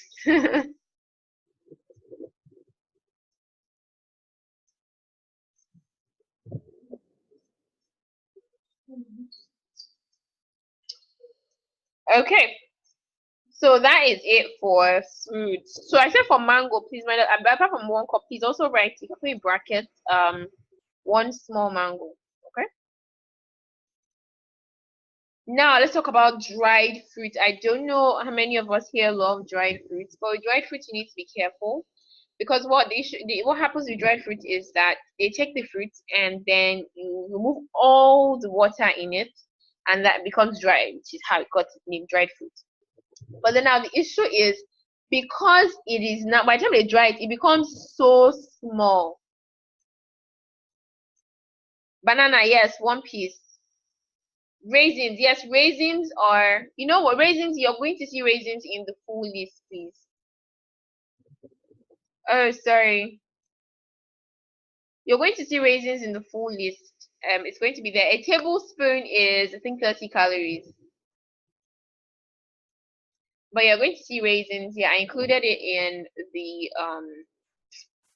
I included it, and also I think dates as okay. No, dates are here. Okay.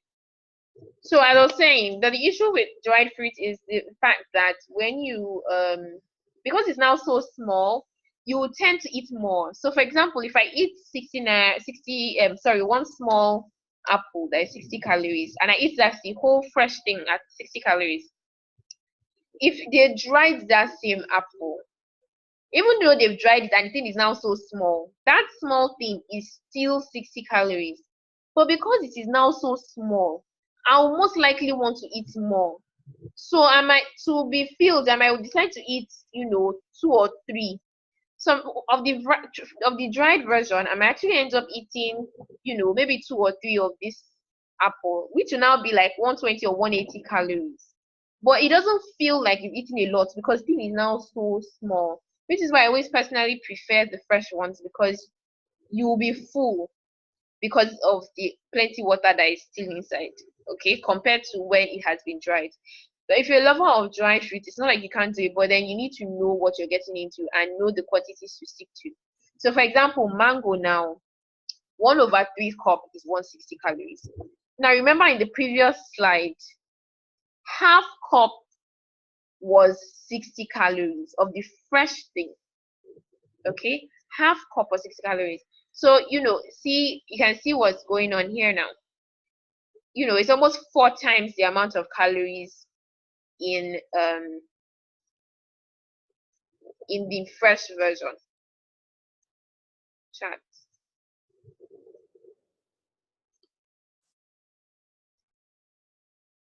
Okay, yes, lim fruit. Yeah, we have lim dry fruits in the house though. One pack of the dried pineapple snacks is a whole pineapple. See, and of course, many people would eat that one pack. See, she said one pack is a whole pineapple. So you'll be eating that small pack. It seems small, doesn't look like a lot, but then you realize that you have eaten an entire pineapple, and that will be a very good amount of calories. Okay, so you need to be careful. So apple one ring, this way it is. So in this picture up here, I think this you can see that the circular. Where's my arrow? So this circular thing, I think it's the apple ring. So one like this is 16. A quarter cup if it's dry pineapples, a quarter cup is 140. Remember the previous slide, 2/3, 2/3 cup was 60 calories. Now you have 1/4 cup, which is even smaller than 2/3 cup, being 140. So the difference is very clear. The difference is very, very large. Okay, so that's why you need to be very, very careful and then ensure you're taking a small amount. And even when you take it, know the amount of calories you're consuming, and then you have your dates and your pop-up. Now let's go to juice. So half cup of juice is 60 calories. So 1 cup, like the 1 cup I showed you, will be 120 calories. So juice also contains calories. And personally, I usually want to be careful with juice because it's liquid and it's called, as I said, liquid calories. Because it's liquid, it's like drinking water. You might not really take it seriously and realize that you're drinking calories, but you are. Okay, so if it's not water, you need to be careful with the liquid that you're drinking. Okay, it's just the same way you need to be careful with your Coke and the rest of them. So vegetables, these are my sweethearts. I'm just going to do an estimate here. So about a cup of vegetables is approximately 25. It varies. There are so many, but when you cook vegetables, it reduces, like it shrinks. Okay, so it's either 1 cup when it's cooked or half cup, like after you have chopped it. My internet connection says that it's unstable. Okay.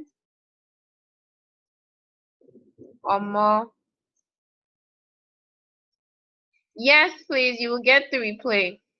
Omotunde, okay, I'm going to unmute you now.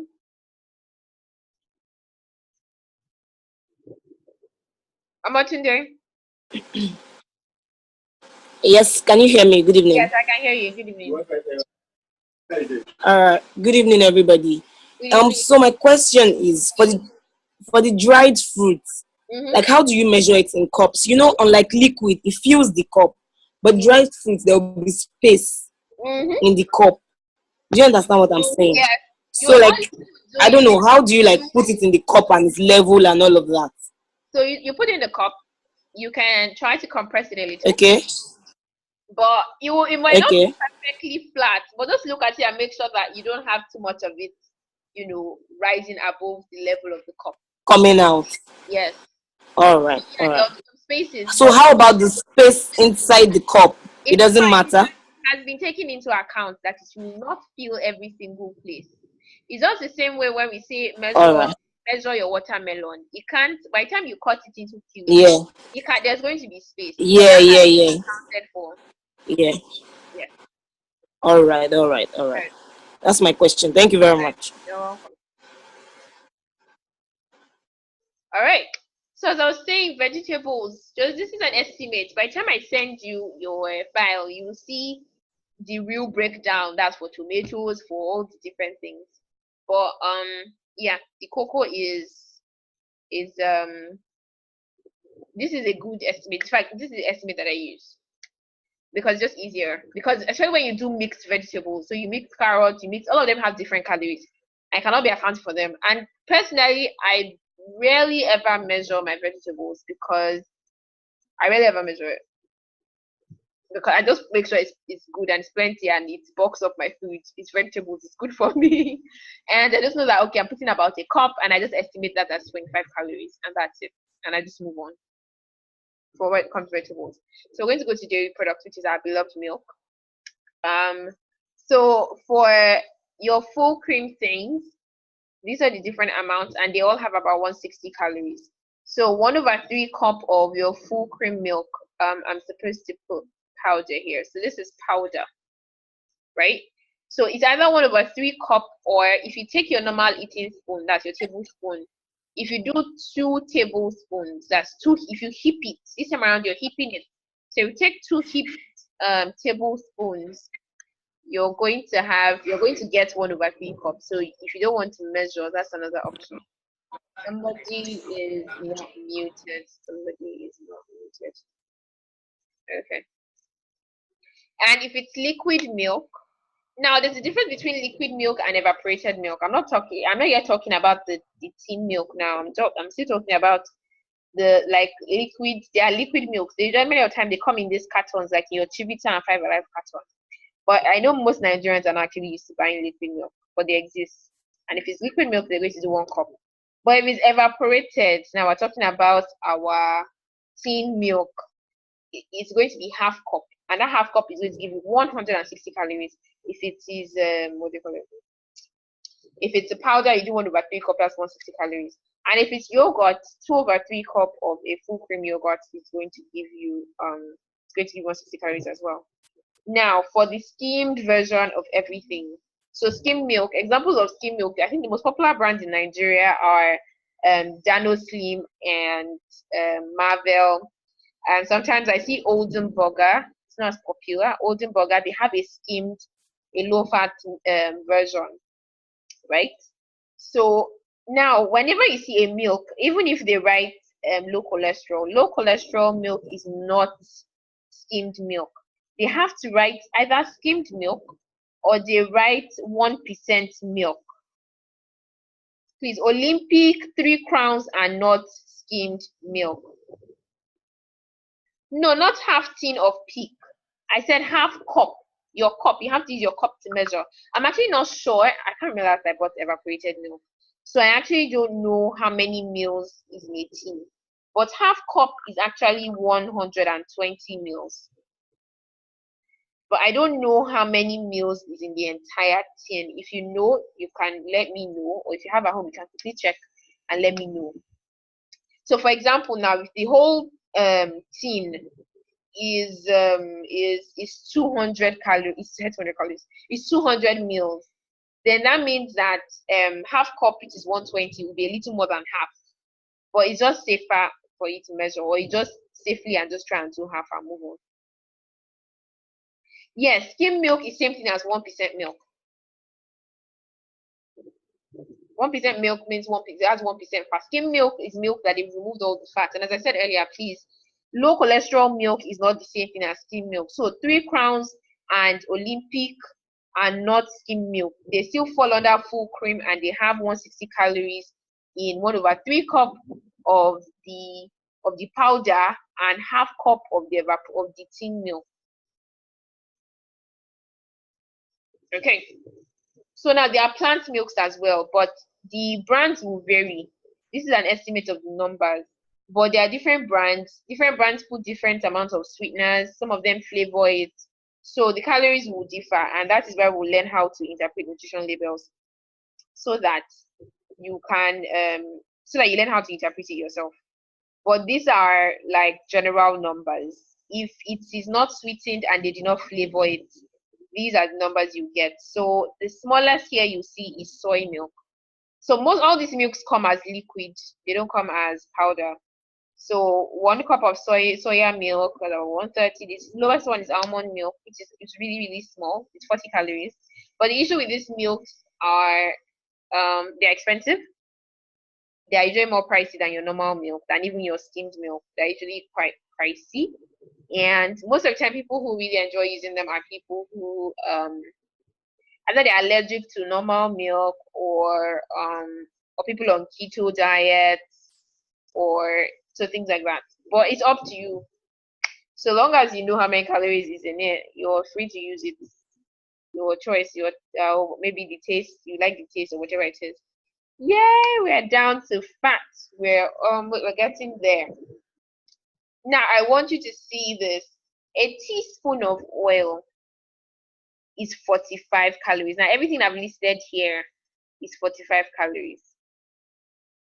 A teaspoon, that is your teaspoon, not your tablespoon. Now I remember somebody asking that, what if you fried your chicken in, you did a stir fry with a tablespoon of oil. A tablespoon of oil is 15 mils. That will be 135 calories. That's a lot.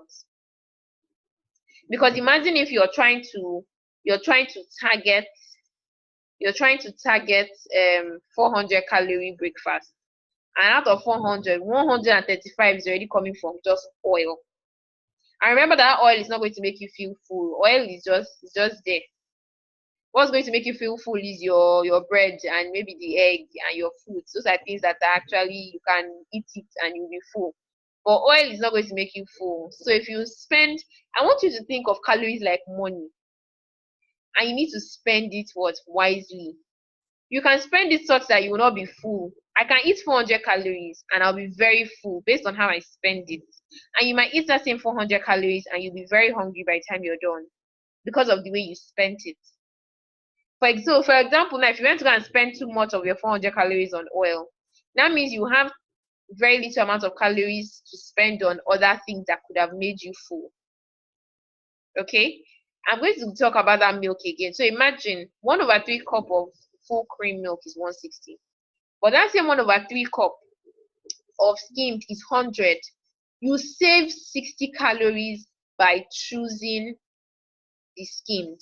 That 60 calories can buy you something else. That 60 calories can buy me a small apple. Remember, a small apple is 60 calories. So 160 calories can be 1/3 cup of milk for one person, or it can be 1/3 cup of skimmed milk plus one apple. Please, who will be fuller? Both of us are eating 160 calories. It's the same 160 calories both of us are eating. But because I have chosen to take the skimmed version, I decided to do a yogurt. You decided to do full cream yogurt, 2/3 cup. I decided to go for low fat. Now your yogurt as well, please. Habib yogurt is not skimmed yogurt. The same thing for the milk. If they don't write it there, skimmed, low fat, 1%. Some yogurts are even 0% fat. If they don't hide this. They are very proud of it. If a product is low fat, they will write it there very bold. They are very, very proud of it. You will not look for it. It's there. So once you don't see it, it is not low fat. Forget the name. Forget that it is Farm Fresh. Forget that it is Habib. I know many of us have emotional attachment to some of these brands. But so long as it is not boldly written on the label, Greek yogurt. Thank you for reminding me about Greek yogurt. I don't even think it's included in the list I'm supposed to send to you. Now, Greek yogurt is somewhere in between low fat and full cream. Okay, I think 1 cup of Greek, 2/3 cup of Greek yogurt is about 130 calories. I'm not really sure right now because I don't really use it. But yeah, I think it's about 130. But I'll include it in your list if I remember. But I know it's in between. It's not up to the full cream, but it's not as low as the skimmed version or the low fat version. You know, Greek yogurt actually has a low fat version. There is low fat Greek yogurt.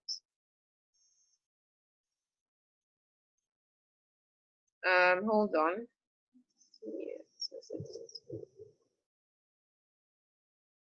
Yes, so 10 pieces of groundnut. Yes. So it's very, very easy for you to overdo these things. So I hope you've written a few things down. Then your dressing. So 1 tablespoon of normal dressing, like your hens, the popular one. And when I say 1 tablespoon, you are leveling it. You're not building house on your spoon. Okay. Then for mayonnaise, 1/2 tablespoon. But if you have a low fat dressing, you'll be able to do 2 tablespoons because it's low fat. Okay? And using your nuts and for your avocado, for like a medium size, about 1/5 of it. Coconuts. Be careful. See, I said 2 by 2 inch. For coconuts, it's difficult to do a size thing. But if you can imagine what 2 inches looks like. I'm coming. Let me stop sharing.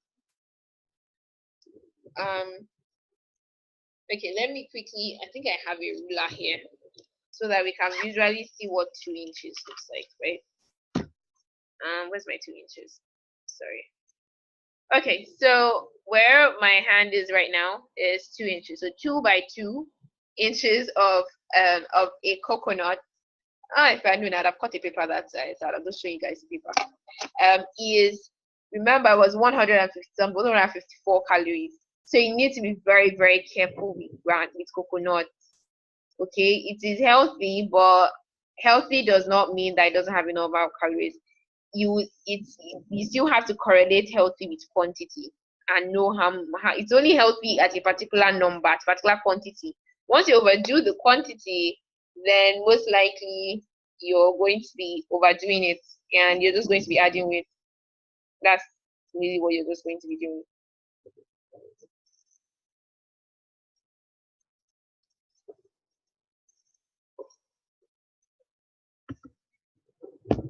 So as sweet, so somebody asked about sugar, so we've gotten to sweets and sweeteners. So for our common sweets, that's your like common like Tom Tom, Milkos, you shall know that size of sweet shad. Once they're selling 3 for 29, I don't know what they're selling it now. It's about 20 calories per sweet. Okay?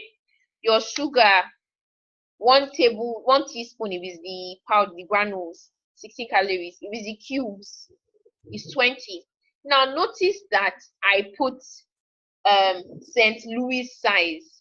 My reason is that the sizes vary. St. Louis is actually kind of large, not large, but there are sizes that are smaller than St. Louis, if you've seen them before. Those ones are smaller than St. Louis. St. Louis is the most popular sugar cube brand in Nigeria. But there are some that are smaller than that cube size. If it's smaller than it, those ones are about 15 calories.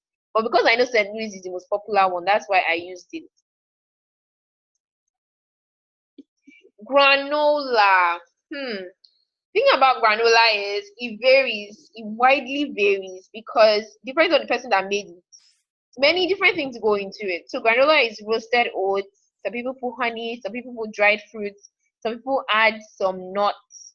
So for example, if I don't put nuts in mine, or depending on the quantity of nuts I decide to put in mine, or the quantity of dried fruit I decide to put in my own, the amount of honey I decided to put in it, there's just so many different things that can be different.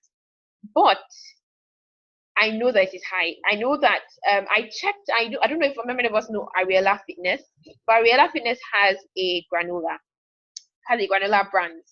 And unfortunately for me, I had somebody send me a picture of the nutrient label and I lost it. But if I can remember, I think about 1/3 cup was about 150 for 1/3 cup. It was high, but we 150 something for just 1/3 cup. So granolas generally are actually high. Many people always granola, healthy. I always tell people granola for me is like a condiment, like I'll just sprinkle small on top. It's not going to be something I'll sit down and start eating because the calories are just way too high. Okay. So you can see for honey, for those of us that think honey is natural, it does not have calories, please they lie. Honey, 1 teaspoon is 21 calories. Some people, there are different other sweeteners these days. There's agave nectar, there's date syrup. So please see the calories below.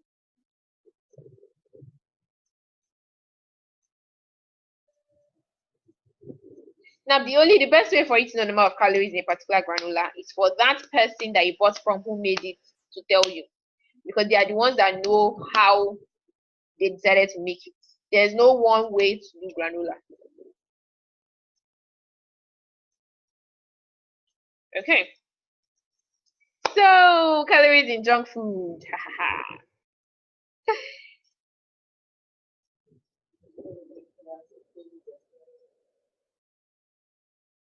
It doesn't matter, or cubes or granule. It's the cubes, it's the granule that they turned into cubes now.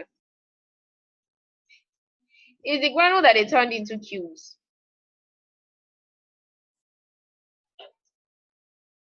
I make them, I use almond nuts and honey, yeah.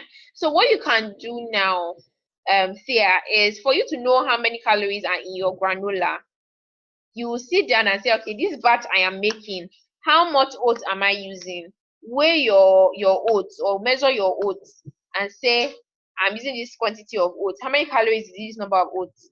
Then you now say your honey. How much honey am I putting inside these oats? I'm using 1 cup of honey. How many calories in 1 cup of honey? You add it. Okay, my almond nuts. How many nuts am I putting inside?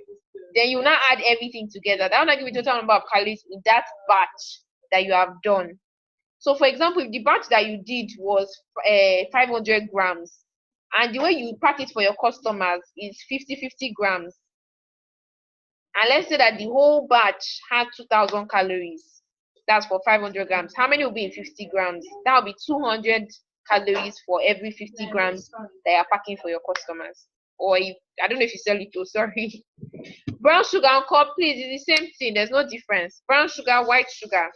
The difference between brown sugar and white sugar is bleaching. But there's no calorie difference, please.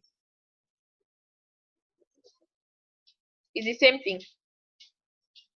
Okay? So, junk food.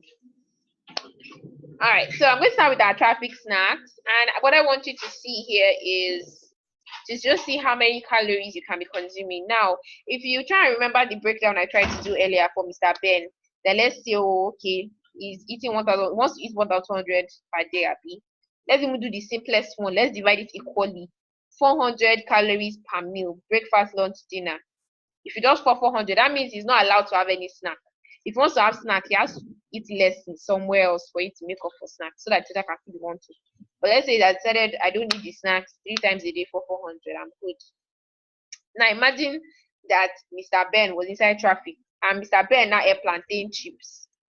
Now I said 350 to 450 because it varies per pack. The 350, I don't know this particular brand that comes in different flavors. I don't know if anybody knows it.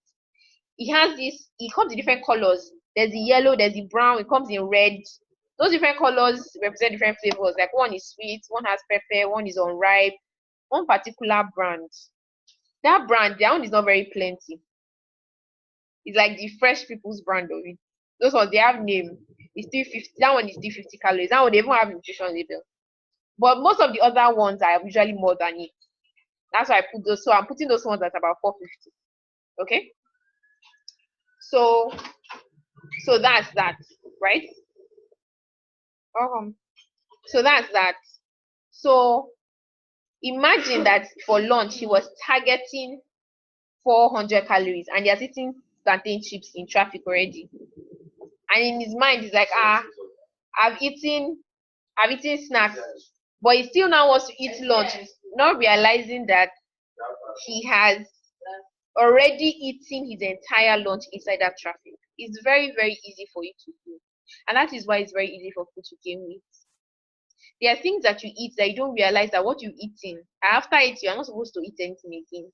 Because that thing that you have eaten was your entire lunch. So, for example, somebody that is targeting 400 calories for lunch, if you go and eat one pack of plantain chips, you're not supposed to eat lunch again. No? That's it. You've eaten your lunch. It does not matter whether you are full. It does not matter whether it's small. If 400 calories is 400 calories and you have eaten it, do you get? So there's this yummy popcorn that everybody loves. It's 240.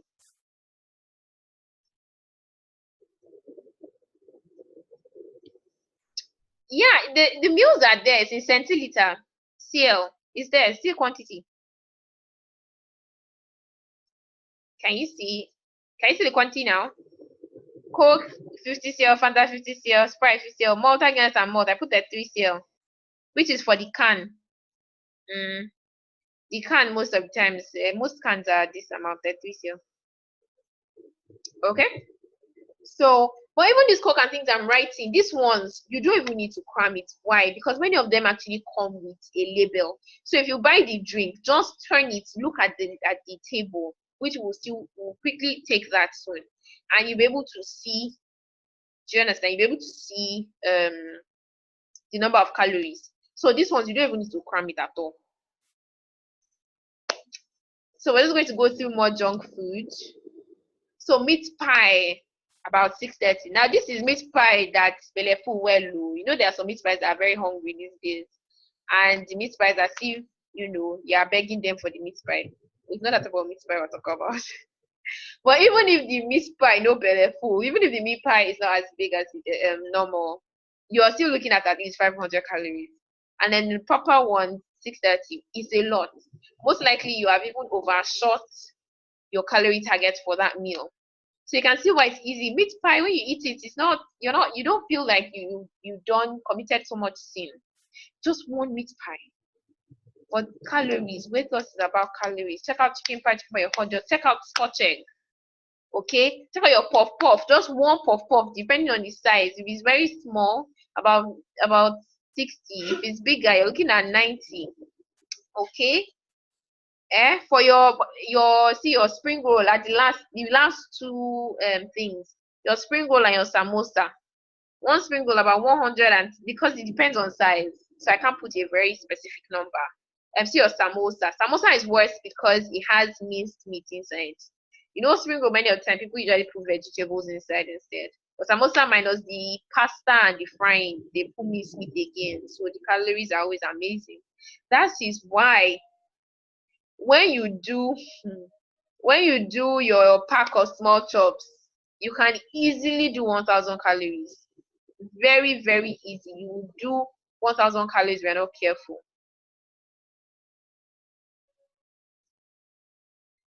So if you're not careful, you would easily eat 1,000 calories with one pack of small chops. Okay, and that's why you need to be careful. My Domino's people, our pizza people, one medium-sized pizza. I don't know.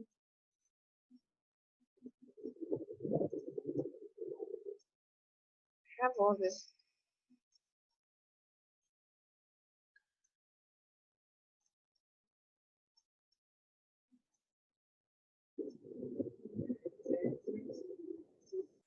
Hold on, guys.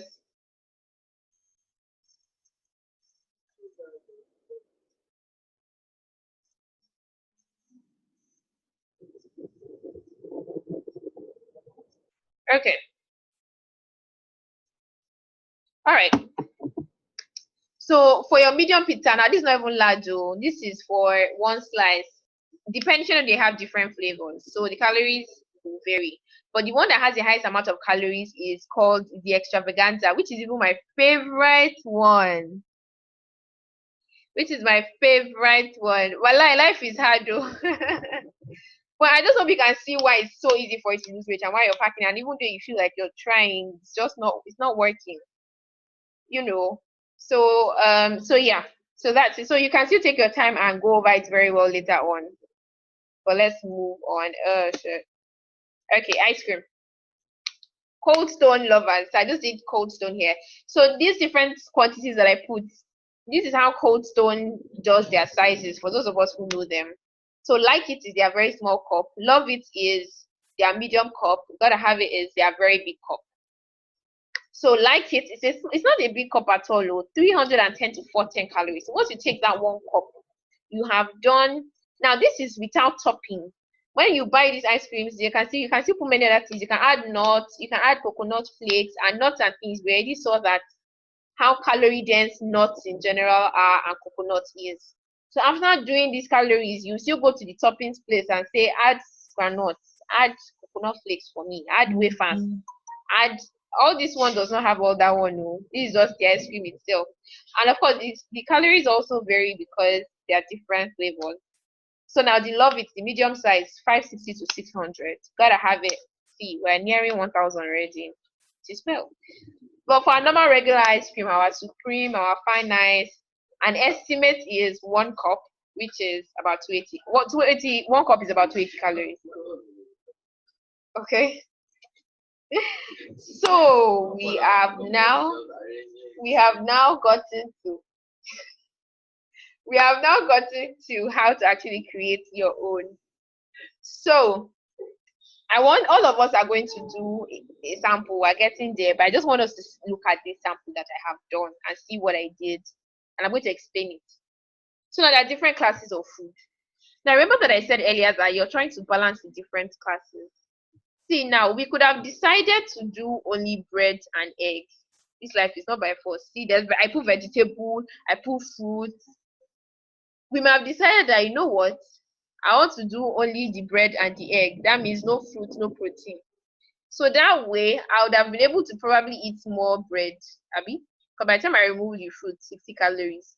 I move vegetable, 25 calories. I'll have what, 85 calories. Which means, and one slice of bread is 80 calories. So I could have decided that I wanted to do 3 slices of bread. That would give me 240 calories.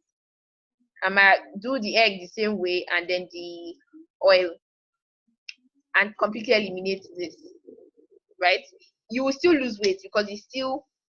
Now remember, well, you're trying to get 400 calories, but most likely you will never be, exact gone 400. It can be like 410, 390 or 370 something. You're doing estimates. You will likely not always be able to get that very, very exact number you're trying to get, but you're playing around with these things. And if you notice in your food, the calorie tables that I showed you earlier, what I was showing us was common amounts. I tried to do common amounts that we eat. So for example, your cup of rice, your rice night, I put 1 cup. Please, I put 1 cup. Because those are the common amounts that you should do. So you don't need to do too much. So for example, bread now, normally I just do 2 slices. I know that my 2 slices, 160 calories. I want to do egg. How much egg should I do? The fruits. How many fruits will I be able to add?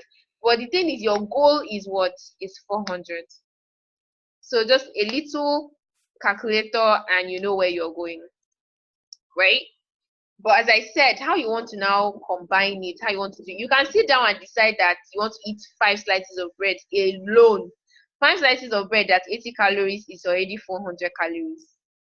You will still lose weight. 5 slices of bread is 400 calories, but my dear, will you be healthy? Because all you would have taken is pure carbohydrate, just starch, nothing else, no protein, no fat, no food, no nothing. Just, you will lose weight though, as I said, but are you doing your body good by eating just one class of food? No balance. All right. So that's where the balance really, really comes in. Fine rice is 20 calories. For what quantity? Whenever you talk about calories, you have to talk about quantity. And what quantity is 20 calories? Because one cup is 280. So 20 calories has to be small. And you also have to be, I'm going to show, when I get to nutrition labels, I'm going to show us, you need to be careful when you read labels. Sometimes labels can be very deceptive. If you don't read it well, you will think that what you're taking has lesser calories. So you need to be very careful. All right.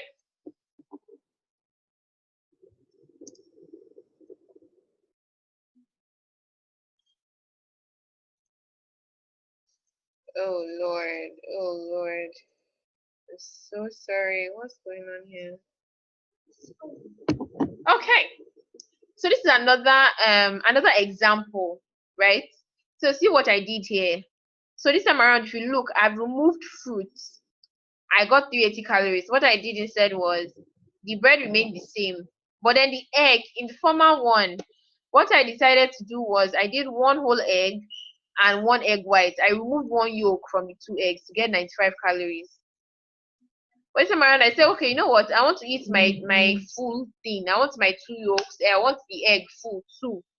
That's already 150. But because I did that, I did not now have space for the apple again. So you see what I'm saying, that it's your choice. It can be very, very flexible. I said that it's like money. You can decide to spend it, but you just know that it's 400 naira I have. You can spend that 400 naira on one thing. You can spend that 400 naira on 5 things, but it's 400 naira, and that is it. How you decide to spend it is not up to you. Okay, so in this one, I decided that I am fashioning the fruit and I'm having more egg. Okay, if somebody decides and says, okay, oh, I want to cook with more oil, oh, use 5 meals, which is ridiculous to me because oil does not make you full. So if you spend too much on oil, then that means that maybe you'll not be able to eat your fruits. Maybe you have to reduce the bread for that if you're not careful. Which obviously you end up with a very, very tiny, ridiculous meal. Never give up your vegetables. Try not to, because it bulks up your meal a lot. It helps you stay full. It really, really does.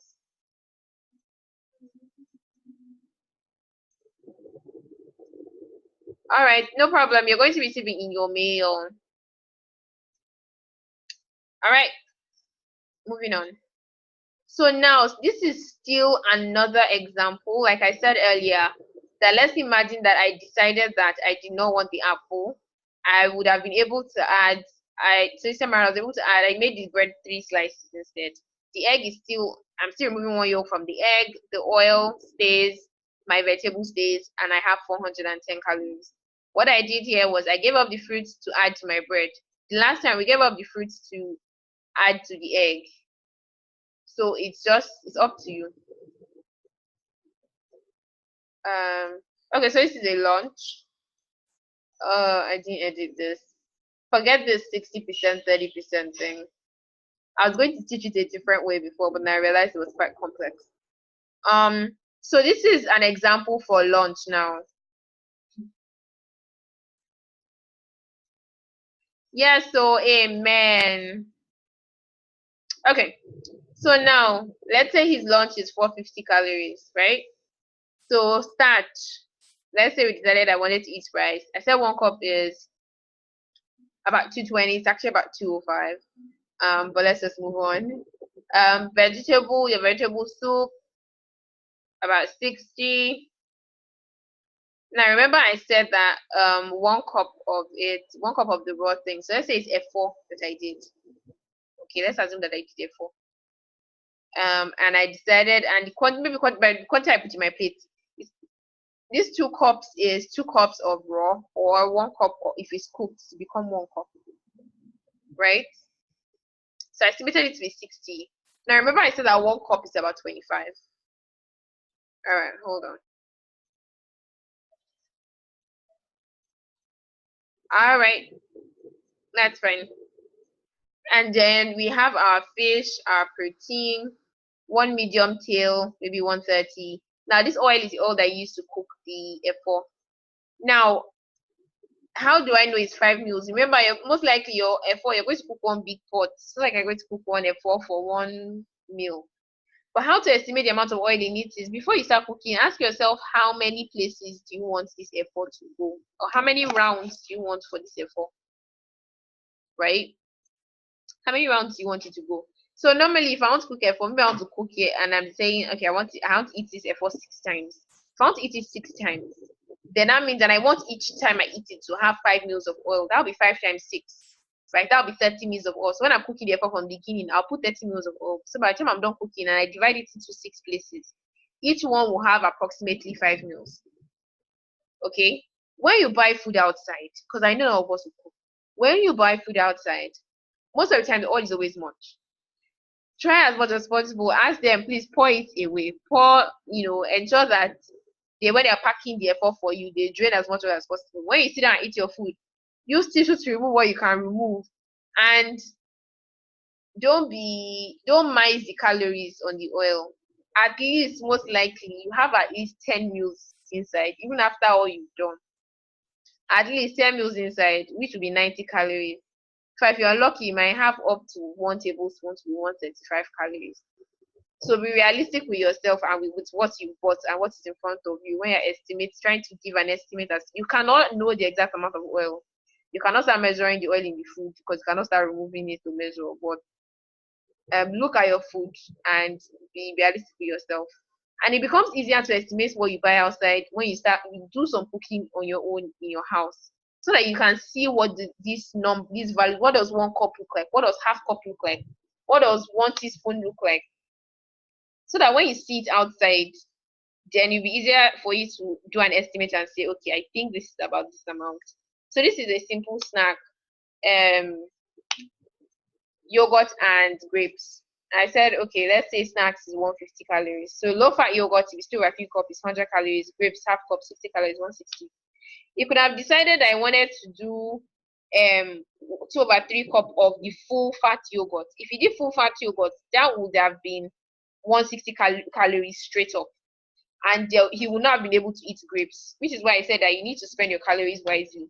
But by choosing the low fat, he is able to add grapes, which will definitely make you fuller than eating just this, but the full cream version. Okay, now we are going to do our own. I know I have been asking us to write. So what you're going to do now is, I want you to create a 450 calorie lunch. Now, it doesn't have to, now I've listed all the different food groups. It doesn't have to contain all of them. You can leave out some, but at the end, I want your total to be 450. Now, remember I said it doesn't have to be exactly 450. It can be 430, 440, 460, but approximately that amount. So I'm just going to wait for us to do our own. So go back to those numbers you've been writing. So decide, which starch do I want to eat for lunch? Is it rice? Is it spaghetti? What is it? What do I want to eat? Right? No, is it Indomie? Then protein. Which protein do I want to use? Is it fish? Is it chicken? Is it gizzard? Is it prawns? Do I want to add a fruit? If I want to add a fruit, how many fruits will I be able to add? By the time you do, obviously, most likely your starch and protein, first of all, are legit. They're already there. By the time you add those two, you now have you now add it together and see what's remaining. Okay, starch, I've already spent 200 calories. Protein is already 100 and some calories. How many calories do I have left? how many calories you now have left, you now decide how you want to manage it and see. And be realistic too. Most likely you might have to account for oil. Either I don't know, your soup, in your okra soup, or maybe your salad dressing in your salad, the oil you use to fry eggs. It can be anything. It's not like it's impossible for you not to have any oil though. It's very possible. Because I can cook oilless eforiru and oilless okra. I know how to do that. It's very possible. You can cook without any oil. So if you don't cook without any oil and your efo doesn't have any oil, then there's no fat. If you eat rice and efo and the efo doesn't have any oil, then your fat part will be closed, will be empty. So let's see. So please, once you're done, just take your time and type it. So type it such that you so you write, so start. No, don't write these food group sides. Don't write whether start. Just write rice in brackets. So you're going to write rice in brackets, 1 cup. Right? Put the calories in front. Press enter. Maybe one, I don't know, one fish. Whatever you want to do, one fish. Write the size of the fish. Write the calories. And enter. Write it like that. And then we'll now see your total.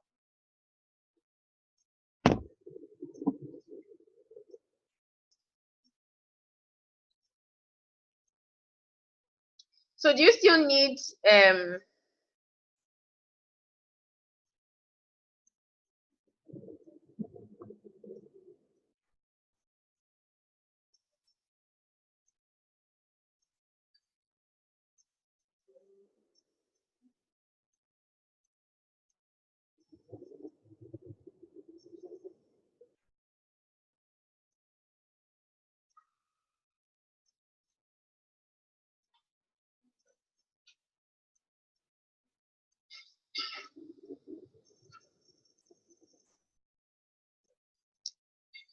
you're waiting, you're waiting.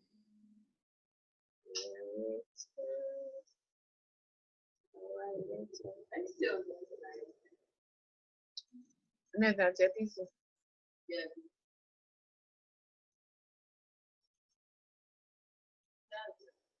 Why are you like this? Why are you like this? I said so. Okay, somebody said 1 cup of beans. 1 cup of beans is not 160. Oh. You didn't write that right. 1 cup of beans is 250.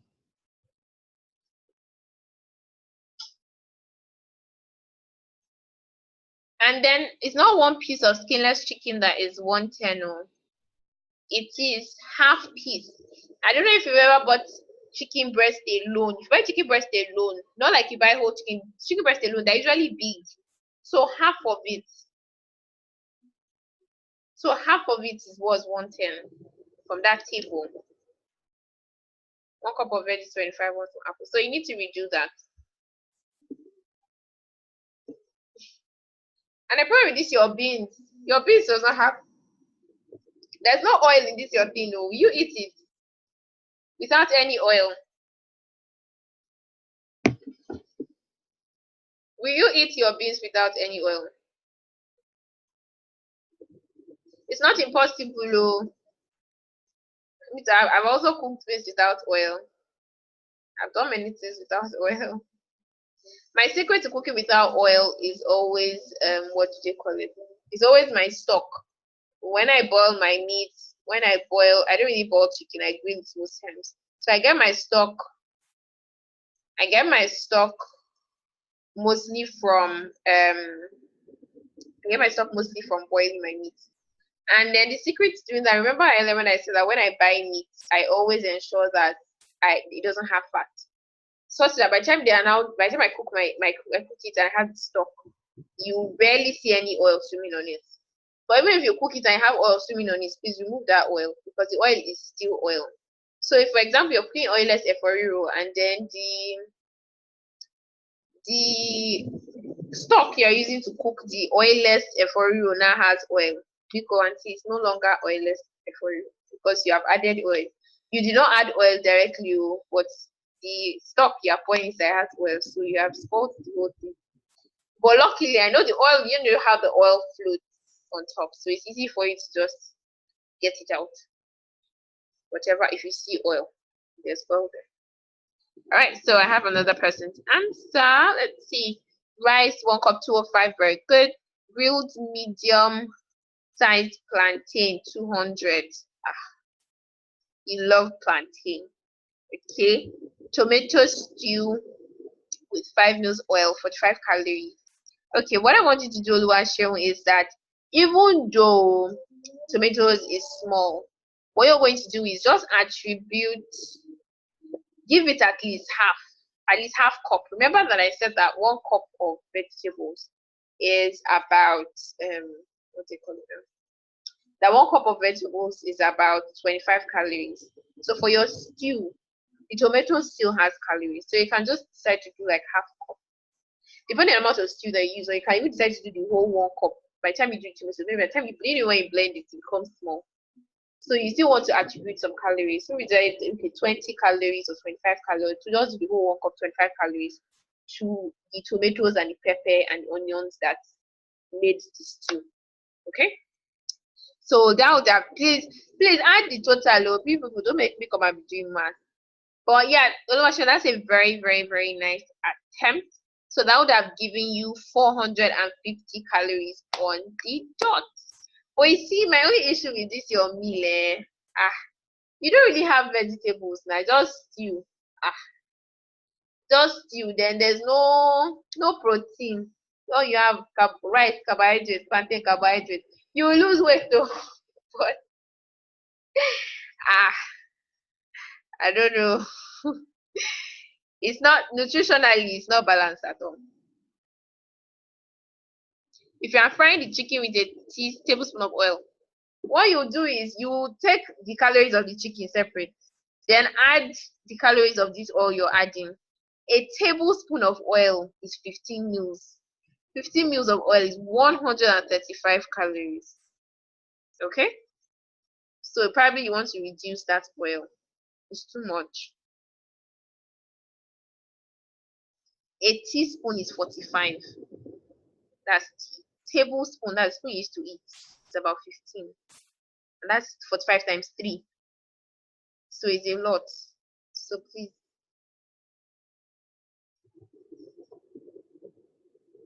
Oh my God. I think Mary Jerry, nobody typed that. My message went up. Typical Nigerian lunch. Okay. 1 cup veggies, 2 gizzards, grapes, and this. Okay, so the veggies, what's your plan exactly? Are you like making a stir fry? Are you is it a four? What are you making? And then a teaspoon of oil is 45 calories, oh Brenda. A teaspoon of oil is 45 calories, not 90. For 2 gizzards, okay, 70. Now remember the gizzard is medium and it's chicken gizzard though. You know turkey gizzard is really big. So no, we're not talking turkey, chicken gizzard and medium size. Because even the chicken gizzard too, there are some that are very, very tiny. So we're not talking about the tiny ones. You know, but then we're talking about as I said, medium, that's the best way to put it. I don't know why this thing keeps jumping all the way up and making me read old messages. Okay, so it says stir fry. All right, that's fine, Brenda. But then that oil is actually 45. So that means you actually be having that'll be minus 45. That'll be 405 calories instead. Or you can actually leave it and you can tell that you want to have plenty oil and use 2 teaspoons of oil. 2 teaspoons, that's 10 mils. That will now be your 90. So you have rice, you have yes, you have rice, you have the veggies, you have 2 gizzards, and then the grapes. What's the quantity of your grapes? So that is 60. What quantity of grapes is 60, Brenda?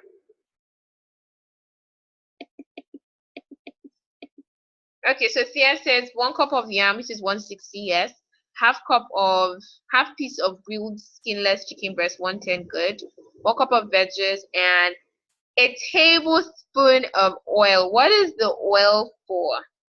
Like, are you using the oil to eat the yam? Please just help me answer. Maybe that's what you're doing.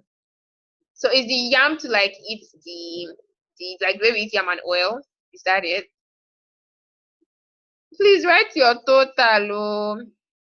135 plus 25 is 160. 160 plus 160, 320, 320 plus 110. 320 plus, yeah. Okay, that's still fair. It's not 400, 450 I forget. I was about to like even overshot it. No, you didn't. Okay, that's fine. So half cup grapes. All right, then yes, half cup grapes is 60 calories. Fantastic. So Thea, I was asking, you answered my question. What is the plan for this your yam? Are we eating? Is it yam or all we're eating? It's fine, oh. I'm just asking. And then what's your plan with the veggies? Like, I'm trying to see how the meal is coming together. Okay, or is the veggies like a stir fry? You know, you can decide, maybe you can decide that you want the chicken, veggies, and all to come together as a stir fry. And then you now use that stir fry to eat the yam. You can do it like that. You know, if for example you're trying to decide how many calories is in a stir fry, how you calculate the number of calories. So in your soups, in your things, those things that come together. The way you calculate the number of calories is by calculating the calories in the different contents to come together. So I wanted to do, if I brought a bowl of stir fry to you now, and you see how many calories in this bowl of stir fry, I'll say, okay, I use half piece of chicken, 110 calories. I use 5 meals of oil, 45 calories, that's 155. Then I use 1 cup of there is 1 cup of veggies, 25, that's 180. So I now tell you that this my stir fry, it is 180 calories. Okay. But how I got that 180 calories is I added all their different components, and everything now came together to give me this stir fry.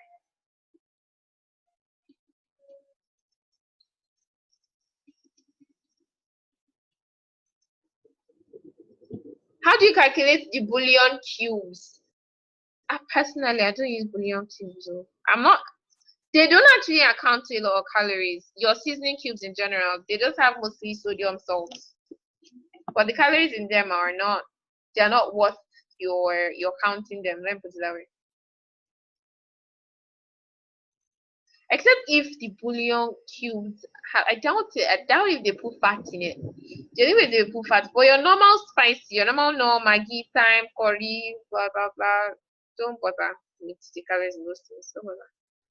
Think about your major thing you're cooking. But for spices, it's like they don't have but it's not worth your time. No. Okay, Brenda. Okay, so Miss Balogun, let's see. 1 cup of rice. Actually that size is wrong. It's actually 205, not 220. The table, there was a place I put 220, and I know there was a place I put 205. I can't remember. But in the table it was correct. But then in I think in Mr. Ben's example, I put 220. Okay, 205. It's pasta like 220.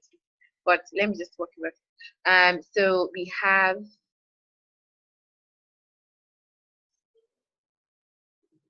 okay.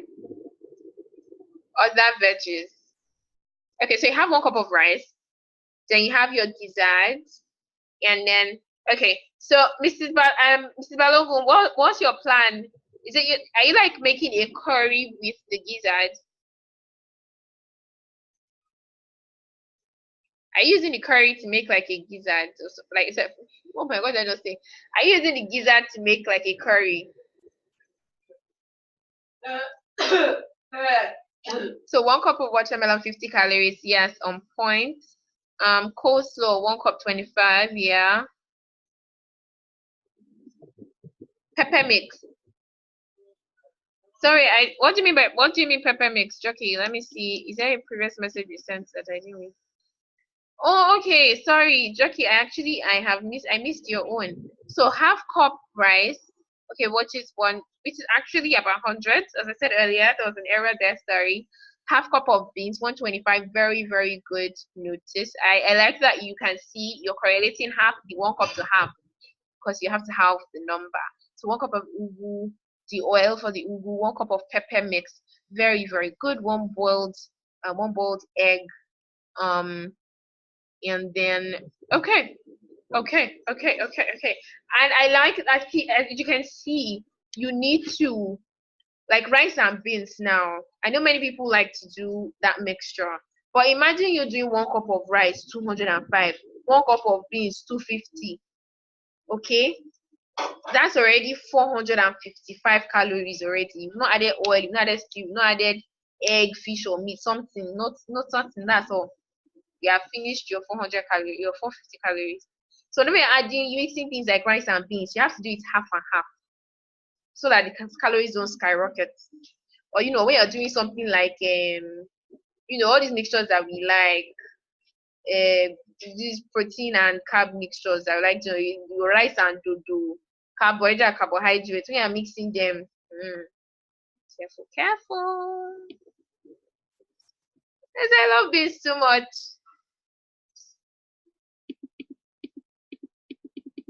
Okay, like fried rice. Sorry, I didn't see that. Okay, that's fine. Yes, that's awesome. That's a another very good. Yes. Okay, so you're having the veggies and you're going to have another coleslaw by the side. Fantastic. Very good. So I can see that. I like that you're getting the fact that it doesn't have to be rice and F4. You can bring these things together. You can do a curry, you can do fried rice. How you know the calories of your fried rice is that okay, this is what I put inside the fried rice. And so this bunch of different things I put, and these are how many calories it is. So for example, if you're not trying to cook multiple, so most likely now you want to cook your fried rice, you might not have time. So you might not be able to cook just the fried rice you want to eat now. Maybe you want to cook you want to cook 3 servings so you can eat later on. All you need to do is multiply these numbers. So if I wanted to cook fried rice for 3 days, that means that when I want to cook it on Sunday, I will take, instead of 1 cup of rice, I'll put 3 cups of rice. Instead of 2 gizzards, I'll put 6 gizzards. It's for the coleslaw. Instead of the coleslaw will be on the side on the day you want to eat it. But for the veggies, instead of 1 cup, I'll do 3 cups. Then the oil, instead of 1 teaspoon, I'll do 3 teaspoons, which is 1 tablespoon. And that is how you'll be able to. So all you need to do is depend on how much you want to cook. So this one now is obviously for this one. So yeah, Jackie, I got yours as well. Okay, Otuola, sorry. Let me go back up. I think I'm missing some people's own. Otuola. Okay. So yes, I missed yours. Sorry. So yam, 1 cup, 160. Okay. So 1 egg, yes, 100. That's a fair estimation. Mixed veg. Okay. Gonna all 10 mils, 90 calories. Yes. 1 small apple, and you have that. Fantastic. And that is how you have your 435 calorie lunch. Calories in alcohol. Oh my goodness, I actually did not include that. But yes, it's a very good point. That's something that's actually in my book. I definitely handle that there. Let me see. I would include it. I'll try and include it in the list I said I was in. Now for alcohol, how it works is the higher the percentage of the alcohol, the higher the calories. So as the percentage goes up, you need to drink smaller and smaller. Hey, calories in medium-sized moi moi leaf wrap. I like that question because now why do I like the question? Okay, the thing with moi moi firstly is that it's very difficult to. I can never be accurate with that because everybody's moi moi size is different. The amount of oil everybody uses is different. The thickness of the moi moi of the beans puree, let me call it that, is different. So the calories can really vary. Of course, what we're going to do now, this moi moi that you talked about now is for no egg. They don't add egg. They don't add fish. This is pure moi moi. So I usually like to just estimate a wrap to about 350. Okay, and how I get that is I just do, okay, maybe 1 wrap is about 1 cup of beans, which is 250, and then I add like, I don't know if it's going to be more than that, and then I add like 2 teaspoons of oil, and I'm like, you know what, let me just leave it at 350 and be safe. Okay, it might be less than that, it might be a little more, I don't know, but I do an estimate of 350. Now we leave it at that. Abby?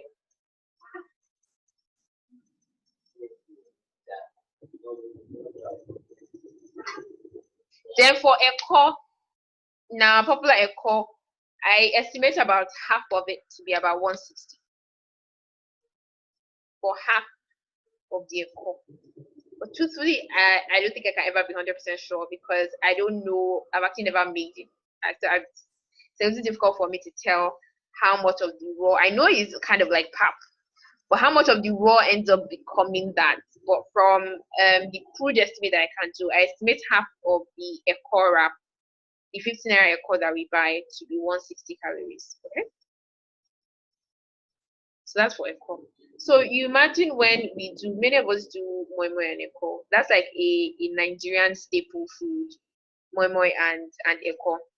And the thing is, when you do moi moi and Eko, and let's use our estimate now, 350 for moi moi, and then the Eko, I said half of it is already 160. That's like 320. So 320 plus 350, you're already eating. That's what 670 calories. You're eating moi moi and Eko. You know, or you're doing pap and moi moi in the morning. You know, if you do the pap, let's say you do like that quantity that I put there, 1/3 cup of the raw, that's like 140 calories. And then you do moi moi 350. You know, that's already 490 or something like that. So it's very, very easy. And many of us don't even do that quantity of pap. I said some of us even take take more than that. So it's very, very, very easy for you to overdo with this food. Okay, so now what I want everybody to do, you know, you just did a 450 calorie lunch. I want everybody to reduce it to 400. Look at it and decide what you need to remove, whatever way you want to do it. So just copy what you've done before. I think you can copy directly from chat. So copy, paste, so that you don't have to type it all over again. You know, and then look at it and decide, okay, if I want this thing to be 400 calories, what should I do? We're going to do this twice. You're going to do it for 400 and you're going to do it again for 350. So let's be fast. After this, we're going to go to nutrition labels, which shouldn't take time. I want us to be out of here by 10.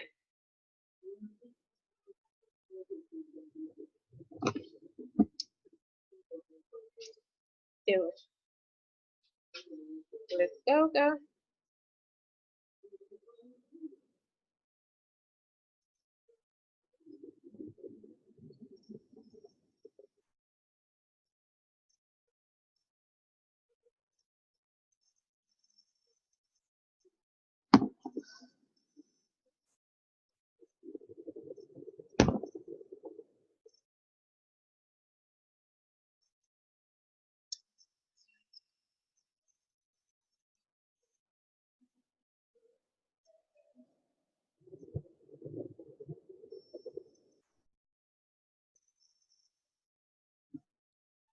Okay. All right. So, Ojo, I hope you've had dinner. I've not had dinner. Dinner, okay. I think I had lunch. I had lunch around 5. I had my lunch late. And this class started 7. So there was no way I could have eaten. But I'll eat after the class. I told you it's not about time. Personally, I sleep late. Today I'll probably sleep like 2 or 3. But I'll now wake up late. But I wake up like 8, 9. But I sleep, I'll sleep 8, 9. But I sleep late. Actually, I tried to break that cycle, but I don't know. It's like I'm always ginger to work in the night. In the night, that's when I think I achieve most of my work in the night. From that 10 o'clock, from that 9, 10 to that 2. I get so much done, and I don't know why I struggle to do those things during the day. I'm still literally struggling. The assignment, I said the things that you've done before, just copy and paste and make it 400 calories instead. So look at your menu, what you've done, and ask yourself, what do I need to remove or add? I want to make this thing 400. So I can see Oduola's own. So let me see. Oduola, what did you do? Now we have 390. Please, okay, maybe you should add, please also add, when you're done doing it, please add what you did. So maybe I removed this, or I changed this to this quantity or something, please. So that I don't have to keep scrolling up and down. So Odola, what did you do? I'm just even realizing when I read your name now that you're my namesake. Even though it's not a full name, I'm Odunayo, but I mean, what's Odu? So let me see, Brenda, you now have 1 cup of rice, veggies, the gizzard, and the peppermint. So Brenda, what did you remove? I get ginger at night too. Yeah, so I don't know where the ginger is to come from at night. Okay, I'll do like 10 mils to 5 mils. Fantastic. That's a very, very good place to remove the oil. That's a very good place to remove the oil. Because this way, even though the calories are now less, you're shouting and it's getting inside here. Okay, so as I was saying, you use 5 meals, but anyway, you've not really reduced your food quantity is still the same. You're still going to feel the same satiety, you're still going to get filled. But what you've just done is reduce the oil. Okay. So Brenda, I said you remove the grapes. Okay. Okay, I added pepper mix instead. All right, fantastic. Let me just look at Brenda. Let me look at it again. So rice with veggies, gizzard, and pepper. All right, fantastic, awesome. Excuse me. Okay, so Thea, you have, yes, that's one very, very fantastic way to do that. You change the protein to egg, which is obviously easy. I mean, you've gone from 110 calories now to 75 calories, which is 1 boiled egg, which is fantastic. All right, that's another very simple way to do it. 2 teaspoons of oil is 90 calories, not 95. Reason so I can drink a lot of water. Brenda, I don't get that. Why can you drink a lot of can you drink a lot of water? I don't think I got that part right. I know what it says. Okay, so Mrs. Balago, now you have the rice, you have gizzard, you have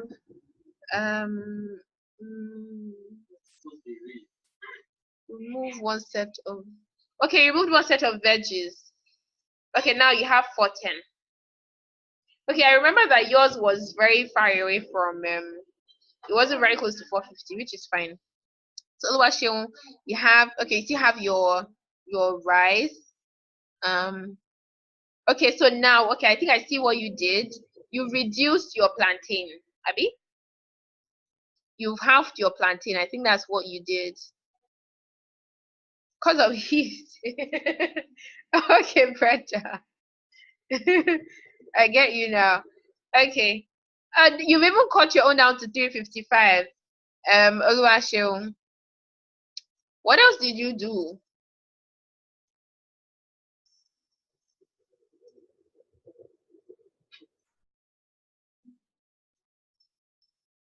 That you're all the way at 355. I don't think it's only the plantain you reduce. It's not only the plantain you reduce, so there has to be something else you reduce. Happy? No, okay. The half in the plantain removed 100 calories. Okay, yes, you're right. Half in you removed 100 calories. That's all you did. Okay, so I am happy that we all get the gist. I'm very, very happy that we all get the gist. Okay, that's very, very good. So we're finally going to share our screen one more time. All right, now I'm excited. We are almost there. All right, so I said we should do a snack as well, but I think we can skip that because I'm sure we really get the gist. For snacks, one of the easiest snacks to do is always fruits because it's filling, of course, it's nutritious and it's low calorie. So you can do 2 small apples at 120 calories.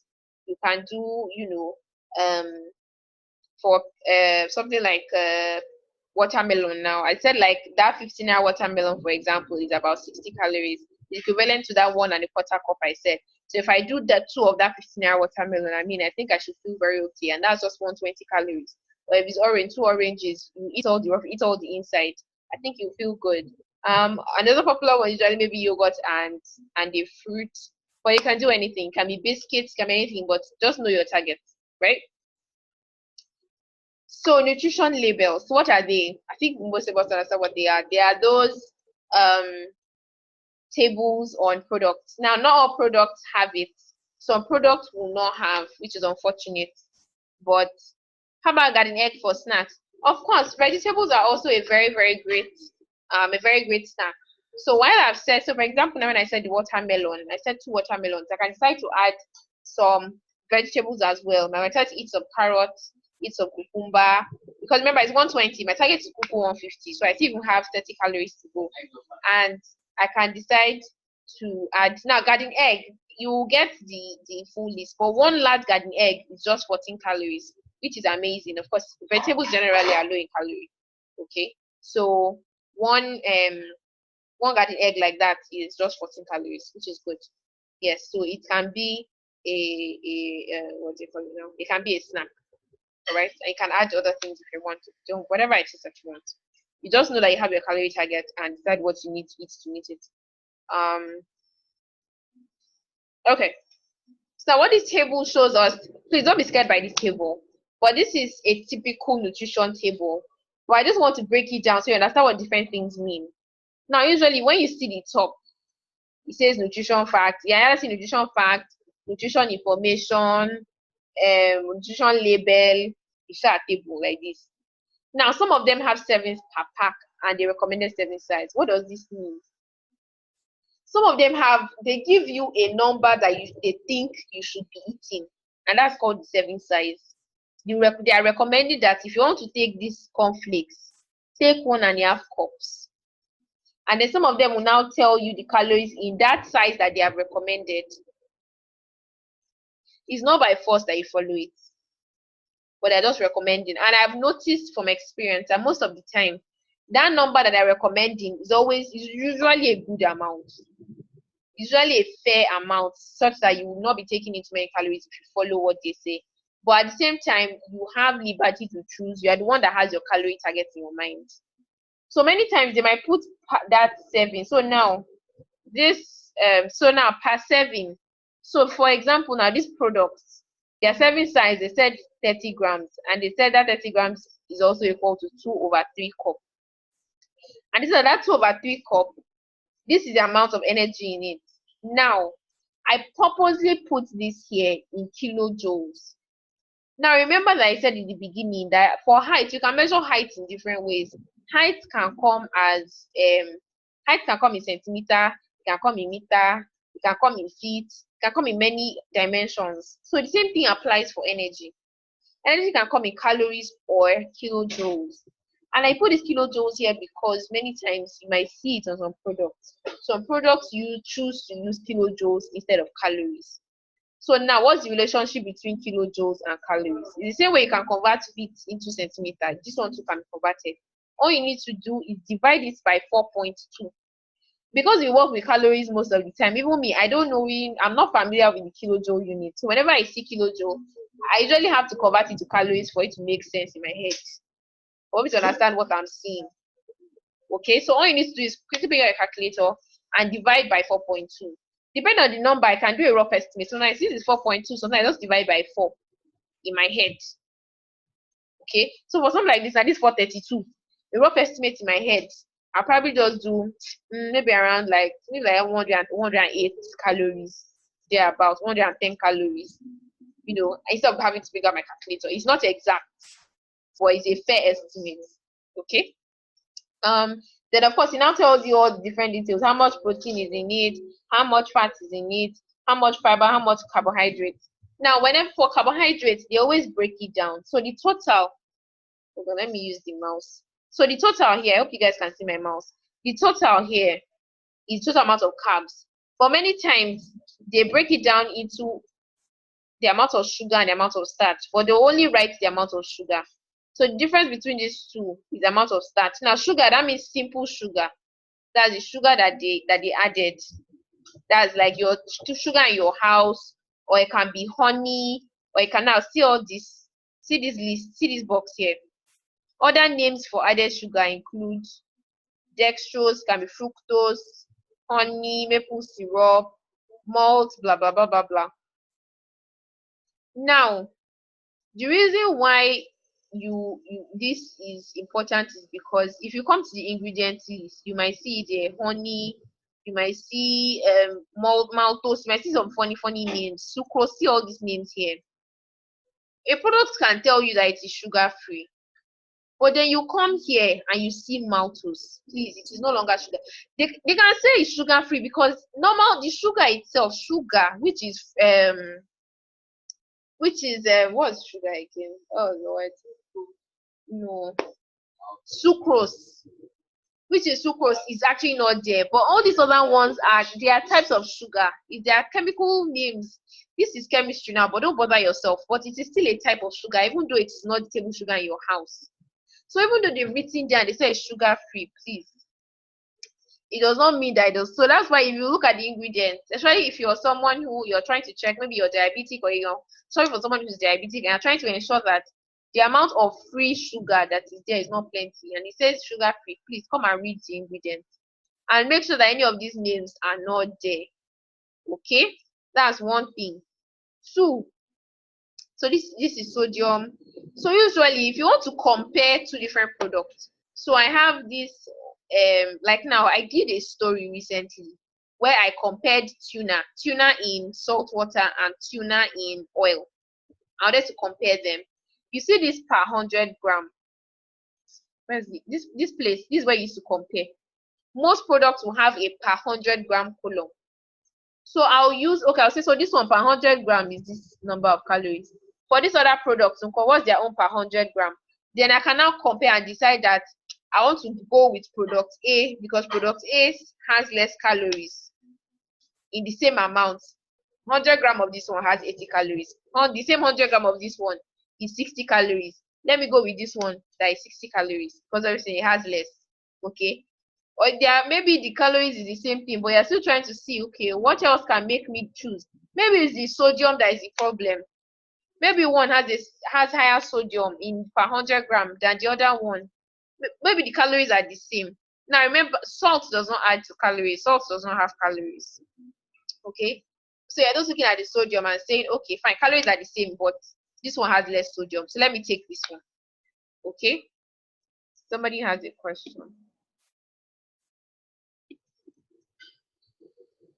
Yes, my voice will be included. Definitely.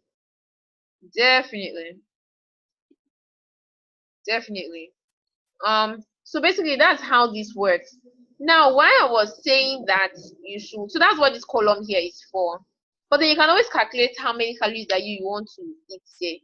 If your target for this particular product is 200 calories, just need to ask yourself, okay, so what quantity will give me 200 calories? I might just need to do a little math and you'll be able to get that number. So this is what I said earlier about converting kilojoules to calories. Just divide by 4.2. So for that product now, if you divide by 4.2, we're going to get 103. Remember, I said if I was going to do an estimate by myself, I'll have said like 108 calories in my head divided by 4.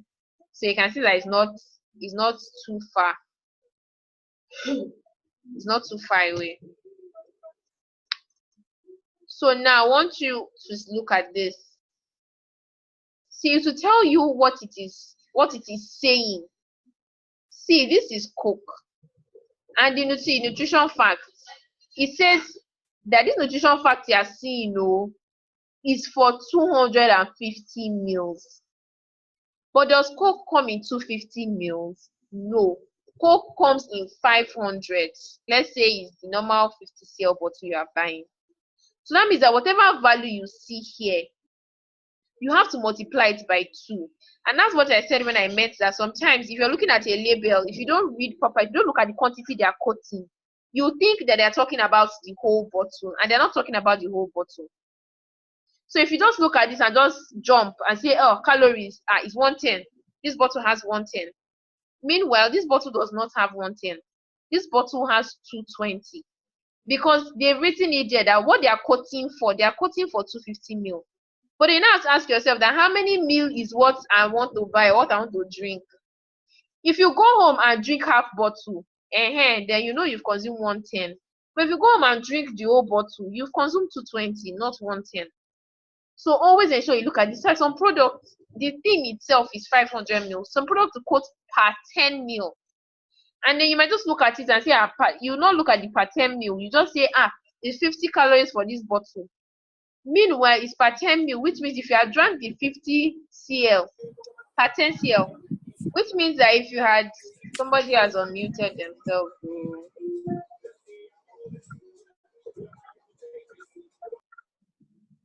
Which means that for that particular drink, you need to multiply by 5 because they quoted for 10 cl and the whole bottle is 50 cl. Tell me if they said that 50 is 50 cl that is there. Don't jump and say the thing is 50 cl. That means that it is what? It's supposed to be that 50 cl times 5, which is 250. So ensure that you always check that how much are they quoting for and how much are you planning to take, so that you can calculate for yourself and you don't make a mistake.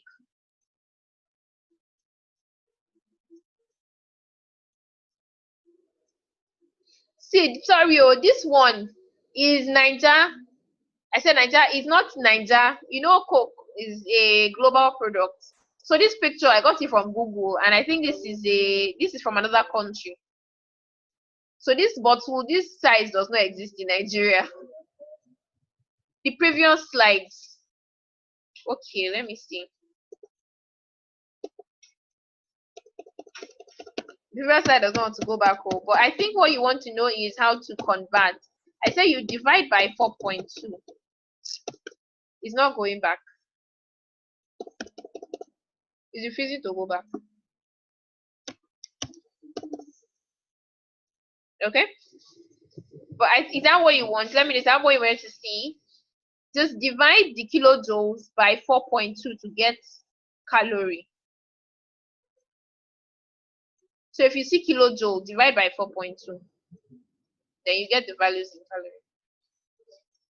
So I'm going to ask, this is going to be a very funny question. How many calories are in this can? Please look at the label and let me know how many calories are in that can. Are in this can of Coke Zero.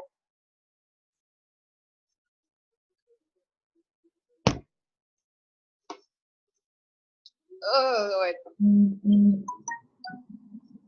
My God. You can't see it. See, you can zoom your screen. Oh, if you can't see anything, you can actually zoom. That's the way you normally zoom a picture. You can zoom. So if it's too small for you, you can zoom. 0 calories. Very, very good. Now, I know many of us are always scared of all these zero products. You're wondering, Pepsi Light will say 0. It's actually 0. And I'll tell you how it is 0. The calories that is actually in Coke, all the calories are coming from the sugar they add. They actually add sugar, like your table sugar, they pour it inside. And the number of cubes they put inside is what has made the bottle of Coke 210 calories. Now imagine that they remove all that sugar, and instead of using sugar, they put a 0 calorie sweetener instead. So there's no more calorie because the thing that accounted for the calorie, which was the sugar, has been removed. So once it has been removed, what you're left with is just the rest of the ingredients, which doesn't account too much. And once they use a 0 calorie sweetener to sweeten it, the sweetener itself is already 0 calories. So that's all. Okay. Now look at this. This is Kellogg's cornflakes pack. If your target for this cornflakes, let's say we wanted it to be 150 calories, how many? Now forget this part with this column here with half cup skim milk. Let's not complicate things. The cereal, how much of these cornflakes will be able to give you 150 calories?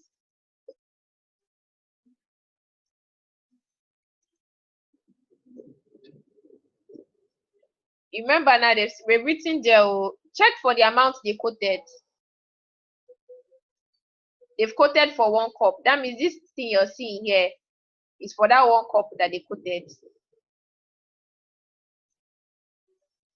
Yes, 1.5 cup. Thank you very much. Okay. Now, this is the nutrition label for Jacob's crackers. Apologies that it's not too clear. I couldn't get a better one. I tried to get a picture, but it did not work out. Anyway, so just zoom in if you cannot see. So my question is, how many crackers will give you 140 calories? So I'm not even going to help. I'm not going to see anything for this one. Look at the label. And let me know how many crackers. But if you notice, see this one now, they were nice. If you notice, they gave values for both kilojoule and calories. So here now you don't have to convert. So whichever one you prefer, whichever one applies to you, you choose. Abi?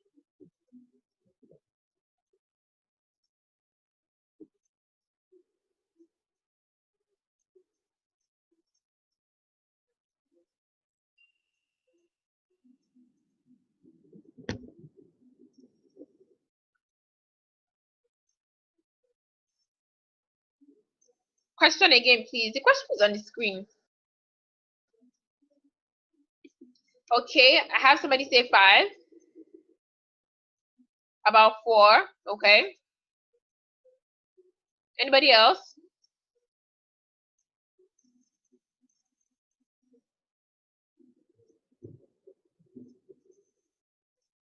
All right. Somebody said 4. Let's say a cracker is 35. Yes, a cracker is 35. So 4. Yes. So our answer is 4. So you can see it here. They said per cracker. Kilocalories here is 35. So that means if you eat 4, is 140. So you can decide how many do you want to eat. Maybe so remember for example now I said that your snack, maybe you want to eat biscuits instead. Let's say the calories you've allotted for your snacks is 150 calories. That means that if you decide that in Jacob's crackers you want to use to do your snacks, you'll be eating 4 pieces. Because that's 140 calories already. And that will be that. I'm going to mention for some other popular pieces. I'm going to do for your list so Margarity's digestive now is 70 calories for Margarity's digestive. So that means if I wanted to do it for snack, and my snack is also, that means I'm able to eat only 2. If it was Margarity's digestive biscuits. Or if it was Hobnobs is 50 calories. So if it was Hobnobs, I'll be able to eat 3. Okay? So like that. So I think, who has questions for me? We are finally done. So one thing I really want to state is the fact that don't let the numbers overwhelm you. As I said, I'm going to send you that file on your phone so that you can have it to be mobile. You can have it so you can always quickly check. But as you use it, so don't use it. You know the numbers from using it. I'm sure that by now, all of us know that 1 cup of rice is 205 calories and that 1 cup of mixed veg is 25. That's because many of us have used rice a lot today. And I'm sure many of us too know that 1 egg is 75 calories. You don't know it because you try to cram it, but because many of us have been mentioning rice today, that rice one has entered your head somehow. Okay, many of us use egg too. So that egg, 75 calories, has entered your head. Egg white is 20. So those numbers will start coming to you from using them, from checking. Okay. You might not start by doing it for every meal. It might just be that 1 meal by a day. You ensure you do it. Okay, my rice. Okay. But with time, trust me, with time. I have clients that are calorie gurus. And because of that, they've been able to keep the weight off. So for me, many times when I'm teaching people, when we're coaching people to lose weight, this part is always a very important part for me because minus me helping you and doing meal plan and encouraging you, I want you to be able to maintain those results and to be able to do yourself. Glycemic index. Now, when it comes to rice, now there's normal white rice, there is brown rice. When it comes to glycemic index, your brown rice is better. Please, let me explain glycemic index. Not everybody might understand what that means. Glycemic index is like the rate at which your blood sugar will rise when you eat a particular food. So for some foods, it will rise slowly.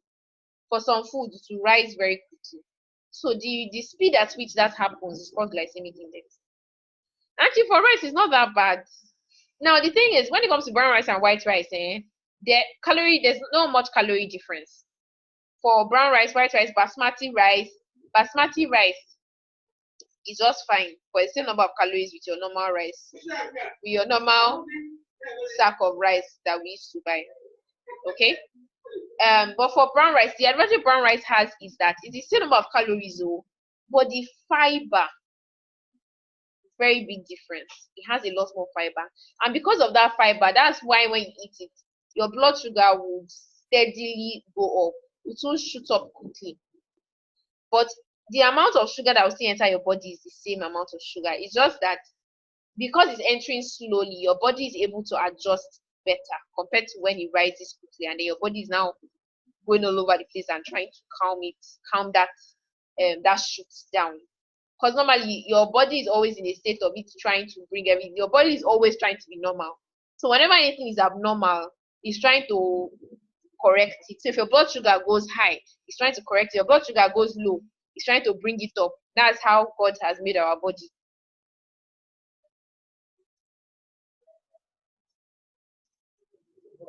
If one of the yes, if you're not careful, if you are doing detox plan, if you can do your detox plan wrong and you will not lose weight. Most of the time, detox plans are mostly now. I don't really like using the word detox because I don't. Detox means you're removing toxins, and I don't believe I don't believe that's not really what's happening. It's more like you're cleansing your digestive system. So I would, if I'm going to call it anything, I call it colon cleansing and not detox, because it's not, your liver is doing the function of removing toxins. It's not the fruits and things you're eating that is removing toxins because you ate fruits for 3 days. No. But let me just answer the question. So most of the times what you're eating is fruits, you're doing vegetables. Some people do even only fruits and smoothies. But the truth is, most of the times it will work because fruits are, they don't have they have calories, but it's not plenty like that. And most of the time when you eat a certain number of fruits, it's easy to get full. So usually it's difficult for you to overdo the fruits. But you also have to be careful. Remember what I said about banana. If you are doing a lot of banana in your detox, it's very easy for you to overdo it. Those big bananas, like those ones, the ones from like those Evo ones, one can be almost close to 150 calories. One, those big ones. So it's fruit though, but you need to be careful. So you need to be careful with how you combine the fruits. So you're sure you're doing more of lower calorie fruits. You're doing more of your watermelon, do your apple, do your pawpaw, your mango, put plenty vegetable, put cucumber, put garden egg. But if you are doing lots of banana, grapes are a little dense as well, because as I said, half cup is 60 calories compared to something like watermelon when 1.25 cup is that same 60 calories. So you need to ensure that when you're combining these fruits with these fruits, I'm not saying you should not have the grapes, but just have it in mind that these particular ones are a little calorie dense. So be watching the quantity, unlike some other ones. Okay? But whatever it is, the reason why you lose weight on a detox plan, whatever you want to call it, is still because you are achieving a calorie deficit. Whether you know it or not, there is a calorie deficit, and that is why you are losing the weight. Because the number of calories you are consuming is small, and that's why the weight is coming down. Okay? All right. So does any other person have any questions for me? So we can call it a night. So you guys should expect, the thing is, I'm not sure, depending on how large this video is, if it's downloadable, I'll send a link to download, or I would upload it onto a system where you can now go and watch it if the file is too large. Okay, so I'm not yet sure. When I finish now, I will check the size. Green tea, yes, they do. Green tea and coffee does increase your metabolism. However, it's not enough for you to lose weight. If you are not achieving calorie deficit, green tea and coffee is not going to come and magically help you increase your metabolism such that you start burning the energy so fast and you now lose weight. No, it doesn't work like that. The increase in the metabolism is not enough. They are like helpers. It's like you're already doing these other things, which is the main strategy, but then you're now adding these ones to just, boost the process. But on their own, they are not going to put a dent in your weight loss journey. Okay, so that's why things like apple cider vinegar, doing all these plenty teas, if you're not doing this part of you eating right, it's difficult. Some of them help you eat less. Some of them help you reduce your appetite. And obviously, by reducing your appetite, you eat less. But the cocoa is that you are eating less, and that's why you're losing weight. Even though it's maybe you're taking one tea that is helping you to eat less. But then you have to realize that it's because you are eating less. That is why the tea is seeming to work. But it's not that the tea is burning your fat. So you need to understand that. Like that, if you're following, depending on your present weight. See, me now, because I'm small, if I follow a 1,200 calorie diet, the weight I'll lose is going to be very small. Usually, the bigger you are, the more weight you lose. So let me give so somebody that's like, coming. Let me just give an example, a direct example of a client of mine. Okay, so I had this client that was 84 kg, right? And so 84, and then people's metabolism vary. So 84 kg, we follow 1-2, and she lost 8 kg in 1 month, which was 2 kg per week. It wasn't exactly 2 kg per week. It was 1 kg, then I think she lost 3 kg at another time. Then maybe another 2 kg, 2 kg. It was 1,331. I can't remember. But at the end of the month, it was 8 kg. Okay. Some people is 6. All right. Some people drop a lot in the first week. I have one of my clients that dropped 6 in the first week. And some people drop it slowly. They do their 1-1-1. There's a particular lady, I know she's not fully following her plan, but she's just taking it easy and she's happy. She's doing 1-1. It's 3 weeks now. She has lost her 3 kg and she's fine. And some people drop that same 3 kg she lost in 3 weeks in 1 week. Some people, in fact, on my colon cleanse plan, some people drop that 3 kg in 3 days. So it also varies per person. So 2 people can follow the same plan, to the same T, but you will not lose weight at the same rate. You are doing the same exercise, doing everything. But because God has made all of us different, it will not be the same. How do you measure my calories? As I said, it depends on you. As I said, firstly, I said the minimum you should remove is 500. That's the lowest, starting. You can try to remove 700, 800, but minimum 500. It depends on how fast you want to lose weight. I said that for every 500 calories you remove, you would lose 0.5 kg of fat. And I said that 0.5 kg most likely will be a little more than that.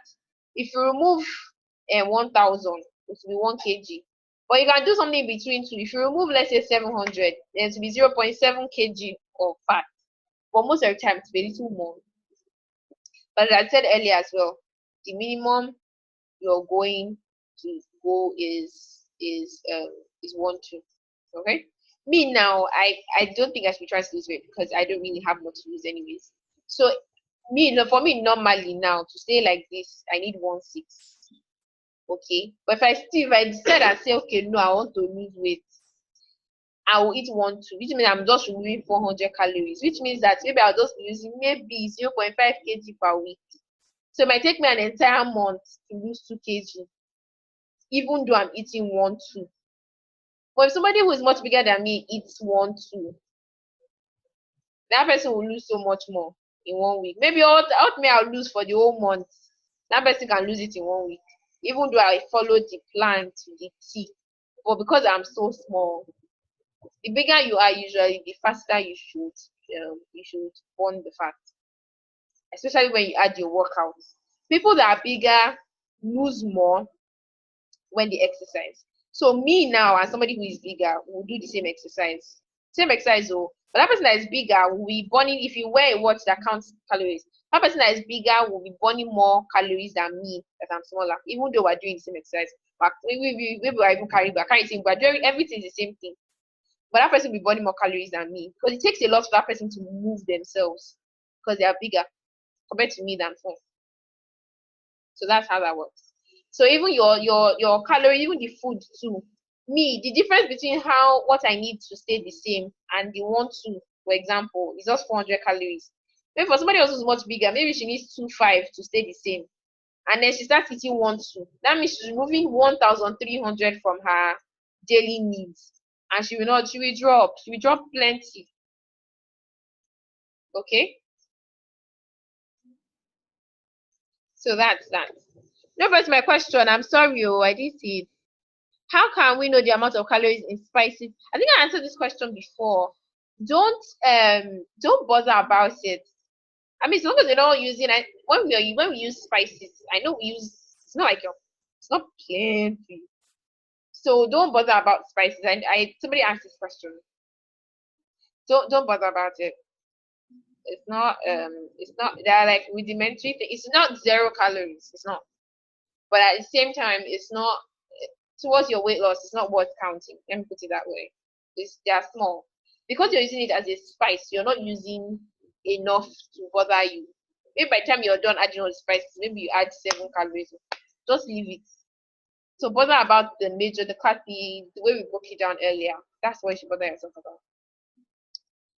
What's the role of workout in the weight loss process? I think I've tried to explain that just now. When you work out, you're burning calories, which means you're increasing the deficit even more by working out, because that means that minus the food one you removed, by working out you are spending calories, and then your body now needs to burn even more fat to make up for what you're spending. You're spending calories by work. All this movement I'm doing now, calorie is going.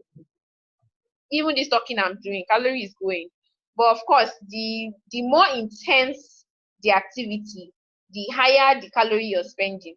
Now, when I'm talking, I am actually spending calories. But of course, I can't compare it to the calories of somebody who is somewhere running. Even though me too, me being alive is using calories. Me talking, this my hand movement is calories. But then, if I decide to take a walk, I'll spend more calories. If I decide to now run, I'll even spend even more. So the higher the intensity of the exercise, so that you increase your intensity or you increase your duration. So somebody might decide to take a walk for 1 hour. I might say that I don't have time. I don't have 1 hour to take a walk. Instead, let me jog for 30 minutes. And then we'll burn the same amount of calories. Because my own is like speed. Both of us are going to Ikoyi. You decided to drive at, you said you have time. So you decided to drive at 40 kilometers per hour. And it took you 1 hour to get there. Me, I say, no, I don't have 1 hour. Me, I'm going to drive at 80 kilometers per hour so that I can get to Ikoyi in 30 minutes. It's like that. So how the amount of energy you exert, how intense your exercise is, are you taking a walk or you want to jog or you want to run? The more intense it is, the more calories you're burning, and then the less time you can use to exercise. Just make sure I answer. All right. So I think I've answered all the questions. Right? So any more questions? We have entered 10:30. Cha cha cha cha cha.